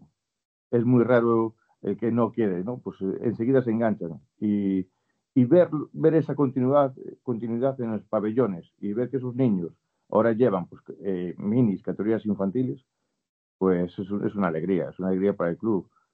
Y la verdad es que sí que son muchos entrenadores que se están implicando, muchos niños que se están implicando a ser entrenadores. Y es fantástico. Comentabas, Jesús, o problema que había cas instalacións que estades, bueno, enero, non? Outra parte fundamental é o apoio, as axudas para que o club teña unha boa saúde económica, non? Bueno, me pones ahí. La Dispara. verdad que las ayudas que recibimos a nivel público son ínfimas. La verdad, para ser sincero, son ínfimas. No llegan para nada. Sabéis que pues, los clubes hoy en día pues tenemos que ir con la ley a rajatabla y entonces pues el gasto federativo es muy grande, pues el gasto de seguridad social, el gasto de seguros se duplica cada vez más y entonces no nos llega, ese dinero no nos llega y dependemos mucho pues de las empresas privadas. Es que ahora mismo sin ellas, que además estamos en busca de esas ayudas, ¿no? De esas empresas, porque si no es imposible seguir creciendo o seguir mejorando a nivel pues, de infraestructura, darles a los niños y niñas las mejores condiciones. Pues eso ahora mismo es lo que más nos preocupa. Sinceramente, el club ha crecido mucho, pero ha crecido mucho a nivel deportivo, a nivel competitivo, pero no ha crecido tanto a nivel económico. Y ahí es donde tenemos el problema. Y nos hemos quedado atrás. Pero bueno, algún apoio teredes, non? Independentemente do déficit que tedes neste momento para conseguilo, que apoio tedes a día de hoxe? Pues mira, ahora mismo tenemos pequeñas ayudas, ¿no? de empresas, como puede ser Segundo Rey, Gamacisa, también tenemos a construcciones con de Caramés, Validea, a de Quintera, Milongas, Red Solar nos aporta mucho dinero. Red Solar es una empresa de paneles solares que está colaborando mucho con el club. De hecho, no solo patrocina equipos, sino que patrocina a los entrenadores. Que los entrenadores ahora mismo tienen su propio patrocinador dentro del club, ¿no? Que siempre buscamos que patrocinen a todo, ¿no? Pues la jornada, equipo senior, pero también a los entrenadores que también vayan bien vestidos, ¿no? Muy bien. Está muy bien, pues nada, creo que no nos queda nada. Hemos hablado de entrenadores, del crecimiento de vuestro club en 10 años, que é espectacular. Nada, desexarte moita sorte, sobre todo coas axudas, porque precisades dun fondo aí, supoño que tiraredes de socios de clube, de rifas, tal, o sea, os básicos, ¿no? De todos os clubes, pero con 47 equipos, 52, pues hace falta un pouco máis. Fai falta pensar en algo máis, sin dúbida, e desde aquí tamén chamamos a atención para que se leve a cabo, ¿no? Exacto, es que las familias siempre dan muchas ideas y tratamos de sacar todos adelante. Es buscar debajo das piedras, eso es lo que nos queda. Pola miña banda, Jesús, agradecer as imaxes que cediches para este programa que estivemos vendo durante todo este espazo que estamos grabando. Desearche a maior das sortes a ti e que siga a estrutura progresando, pero con unha base sólida tamén económica, que é fundamental para poder levar isto a cabo. Pues muchas gracias a vosotros y por el programa que hacéis. Sin él no haremos que el baloncesto salga tan adelante. Es muy importante que estéis ahí y que nos ayudéis a ser visibles. Gracias a ti. Parabéns polo teu clube, Xesús. Aperta. Gracias. Unha aperta grande para todo o clube. Gracias, muchas gracias.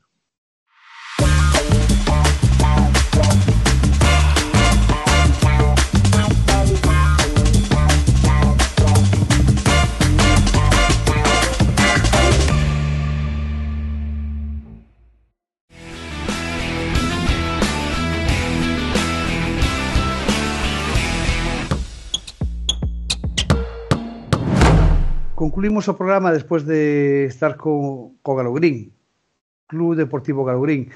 Non esquezamos as axudas que os clubes necesitan, é mester para poder funcionar. Así que votamos desde aquí estas palabras de cara a institucións que lles parezca oportuno invertir para que haxa 470 licencias na actualidade e que siga progresando 47 clubes federados e 5 non federados no Clube Deportivo Galogrín. E continuamos co bloque de arbitraxe. Mandamos unha aperta a Dani Jan, que hoxe non pode estar por temas laborais, e temos un convidado moi especial. Xa somente con verlle a súa faciana, sabemos quen é Jaime Álvarez Osorio, sabemos que é asambleísta da Federación Galega e representante do estamento arbitral na Comisión Delegada e a maiores deso, que polo que máis o debedes de coñecer, árbitro do grupo 2 da Federación, da FEP, e tamén da Liga Challenge. Jaime, un auténtico placer que estés connosco. Igualmente, moitas gracias por esta gran acollida. Home, é o que ten que ser. Eu un pouco collín o termómetro falando con distintos clubes e a verdade é que a relación arbitraxe-clubes cada vez ten mellor saúde, non? Sí, aquí en Galicia eu creo que temos unha boa relación, non? Sí que é certo que non estamos non somos alleos a situacións pois que se dan un pouquiño desagradables, non? Pero creo que a nosa relación en xeral coa gran maioría de clubes é fantástica, tamén porque tanto pola nosa parte como pola súa dase pé a iso, non? Pero notase xa a empatía. Eu vexo partidos onde hai empatía, cousa que fallanos era un pouco máis complexa, pero hai empatía, hai reunións, tedes sesións propiamente técnicas cos adestradores. Eu creo que todo iso influe no benestar do básquet galego. Sí, por suposto, hai que traballar ao final. Todos buscamos o mellor para o baloncesto, sobre todo o galego. Se o baloncesto galego vai ben para xogadores, entrenadores e para clubes, vai tamén ben para nós como árbitros, non? Entón, o que temos que facer é traballar xuntos, na mesma dirección, todos. Eres unha persona bastante xoven, non inexperta, pero si xoven. Alguna experiencia así a bote pronto que te veña a cabeza, alguna anécdota, non? De algún arbitraxe que teñas aí? Bueno, sen ir máis lonxe, o meu primeiro partido como árbitro comezou co pé esquerdo por completo. Arbitraba con un compañeiro que por sorte sigue en activo, Xesús Pena. Claro, non tiñamos moi claro como era o protocolo de desplazamentos, etc. Íamos para Noia. Ia con a compañeira que tamén era nova, pero que ela conducía daquela, pinchamos roda. O meu primeiro partido que comezaba ás 12, comezamos ás 12:30 pola nosa culpa. Pero bueno, é anécdota de dicir, pois de aquí en adiante todo vai ir a mellor, non pode ir a peor xa. Se che pregunto por adestradores galegos, xente como Suso Garrido, por exemplo, que tivemos antes no programa, como o caso de Dani, tamén a altura tamén dos adestradores xóvenes cada día é maior, non? Maior preparación. Sí, por suposto, o papel que desenvolven é fantástico. Temos unha saúde a nivel deportivo estupenda, pero non solamente de xogadoras, de xogadores, senón de adestradores. Os adestradores que mencionaches, non? Suso Garrido no ensino, Dani Nieto en Celta como segundo dos podemos seguir entrenadores. falando de moitos Claro, máis. é que poderíamos vamos, un montonazo, pero é que non solamente a ese nivel, senón a nivel de base.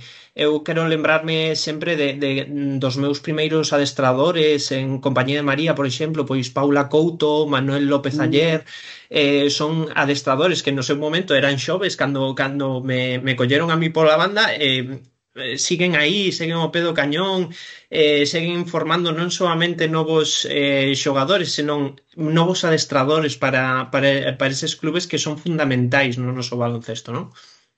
Quería facerche varias preguntas un pouco desde outro prisma distinto, non? A primeira delas, unha pregunta que me chegou de varias persoas para facela hoxe directamente.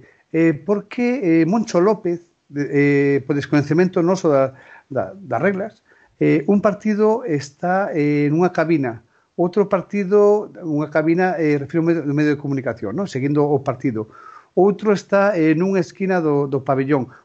Son criterios arbitrais? Hai unha mao aberta para distintos situacións onde pode estar un adestrador cando está sancionado? Non debería. Sí que é certo que cando unha persoa non participa nun encontro, polo que sexa, neste caso está sancionado, onde non debe estar en ningún caso, dende o principio, é a pé de pista. Eso témolo que ter claro, vale? Logo, a partires de aí, se o adestrador, polo que sexa, quere ser un espectador máis, nós non imos controlar, neste caso, pois o ambiente do pabellón, non? Neste caso non imos facer iso. Non somos a policía para andar controlando neste caso iso. O que a nós nos atañe é que un participante ten que estar na pista e o demais cousa responsabilidade do resto. A segunda das preguntas que máis pediron estes días é o uso do instant replay. Moita xente descoñece cando, como e por qué. De feito, nos pabellóns a xente dice por que non pide instant replay, por que non sei que. O uso do instant replay, se foras tan amable de explicarlo de un modo didáctico que chegara a todos nós, é posible? Bueno, na Liga ACB. Para empezar, falo da Liga ACB. Claro, na ACB ten unhas casuísticas determinadas, vale? Non se pode pedir, non é como no fútbol que ten que entrar o VAR en calquera das situacións nas que o teñan contemplado, non. O instant replay ten unhas casuísticas determinadas por reglamento, son moitas desas casuísticas a nivel, insisto, a nivel ACB, FIBA, que é o que regula, e ademais a ACB pois terá as súas casuísticas específicas. Pero o uso do instant replay ven moi delimitado polo reglamento. Os árbitros non poden saírse dese reglamento, ao final é o que facemos a todos os niveis. Entón, sí que é certo que existe o tema do challenge, que se o gañas en mantelo, se non pérdelo, etc.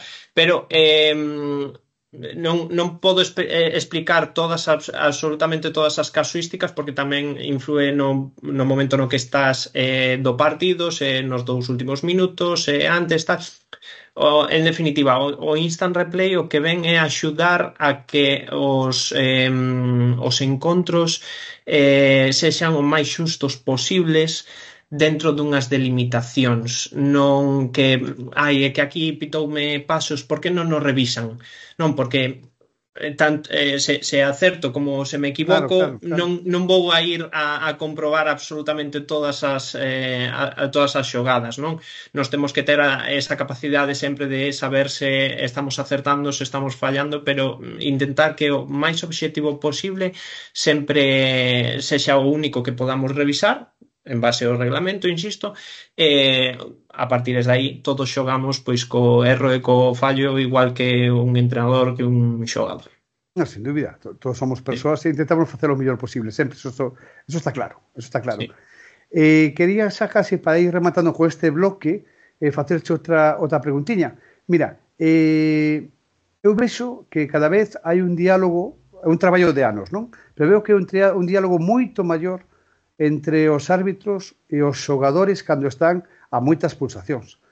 Iso é un mérito, para mí, un mérito tremendo. Non é facer a pelota, é un mérito tremendo por parte dos árbitros que tamén levan as súas pulsacións nun encontro, non? Sí, todos queremos que o partido saia o mellor posible. Eu creo que a relación árbitro-xogador ou xogadora ten que ser a máis normal posible dentro dun encontro. Se para iso o falar e intentar comprender que é o que lle sucede a un xogador, a un adestrador nun momento concreto e tamén poñer o noso punto de vista, expoñérselo a eles, eu creo que axuda moito máis en moitas situacións que simplemente pois sancionar unha falta técnica, unha falta descalificante que quizáis é moito máis agresivo, non? Se nós podemos controlalo querendo entender, querendo establecer un diálogo entre árbitro, árbitra, xogador, xogadora, entrenador, entrenadora, eu penso que é moito mellor e que por eso chegamos neste caso a facer ese traballo que ti dis de moitos anos, non? E como asambleísta da Federación Galega, algunha noticia que queras compartir ca audiencia que temos? Bueno, como asambleísta, que neste caso dende a Federación traballase sempre para mellorar ou intentar mellorar aqueles apartados que nunca son perfectos, non? Creo que todo o baloncesto galego tennos que transmitir os que somos representantes as súas inquietudes en nos levalas á Federación para debatilas, para intentar melloralo, non? Non hai nada específico, sempre se está traballando, en todo momento se está traballando para mellorar o baloncesto. Non somos alleos ás críticas en ningún caso, pero sempre se traballa para mellorar, para polo menos intentar buscar unha solución a eses erros que podemos ter e a esas críticas que nos chegan, pero sempre en pro dunha mellora colectiva, non buscando unha mellora individual por intereses, non? Aquí se traballa para que todo o baloncesto galego teña a mellor saúde posible. Isto hai que sumar, se podemos, unhas mellores instalacións, e isto xa sería a repera.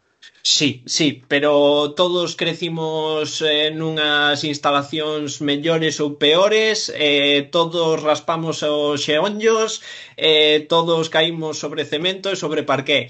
Hai que xogar co que temos, que isto é fantástico, que somos uns privilexiados con todo o que temos, as diferentes instalacións. Evidentemente todo se pode mellorar, absolutamente todo, pero eu creo que somos uns privilexiados co que temos, de verdad. Se xoga sobre cemento, pois sobre cemento. Se xoga sobre parqué, a menos 2 grados, a 10, da igual. Sí, estou de acordo contigo. Digo a nivel de número de instalacións, non? Que o gallá, como sempre, que pedir que haxa algunha máis, non? Sí, eso me refiro.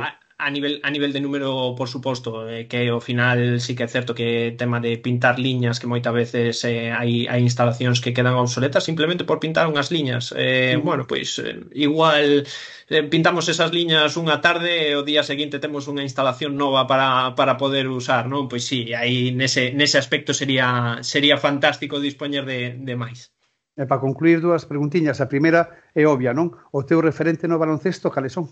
Unha ou varias persoas? Mira, pois dende os nosos técnicos actuais a nivel Federación Española, pero eu sempre me fixei nun compañeiro que é de Santiago, que chegou á ACB, que estivo 13-14 anos na ACB e que sigue en activo, que é Jacobo Rial.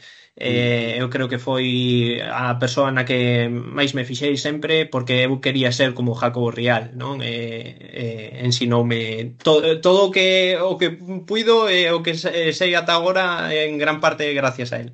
E o teu camiño, depois de estar no grupo segundo de FED, neste momento Liga Challenge, cales son as túas a medio prazo perspectivas e sobre todo a longo prazo? Cal sería o teu camiño final? Bueno, o que está na miña man, sempre o digo, o que está na miña man é mellorar, o que evidentemente o que todos queremos é chegar o máis arriba posible.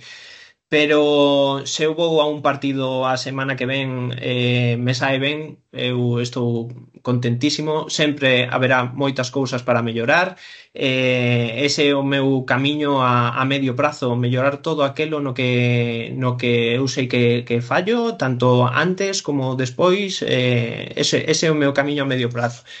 A longo plazo, o que está a miña man é seguir disfrutando disto. No momento no que non poida disfrutar disto, por respeto a todo o mundo, terei que dar un paso ao lado, pero de momento a longo prazo seguir disfrutando como estou a facer.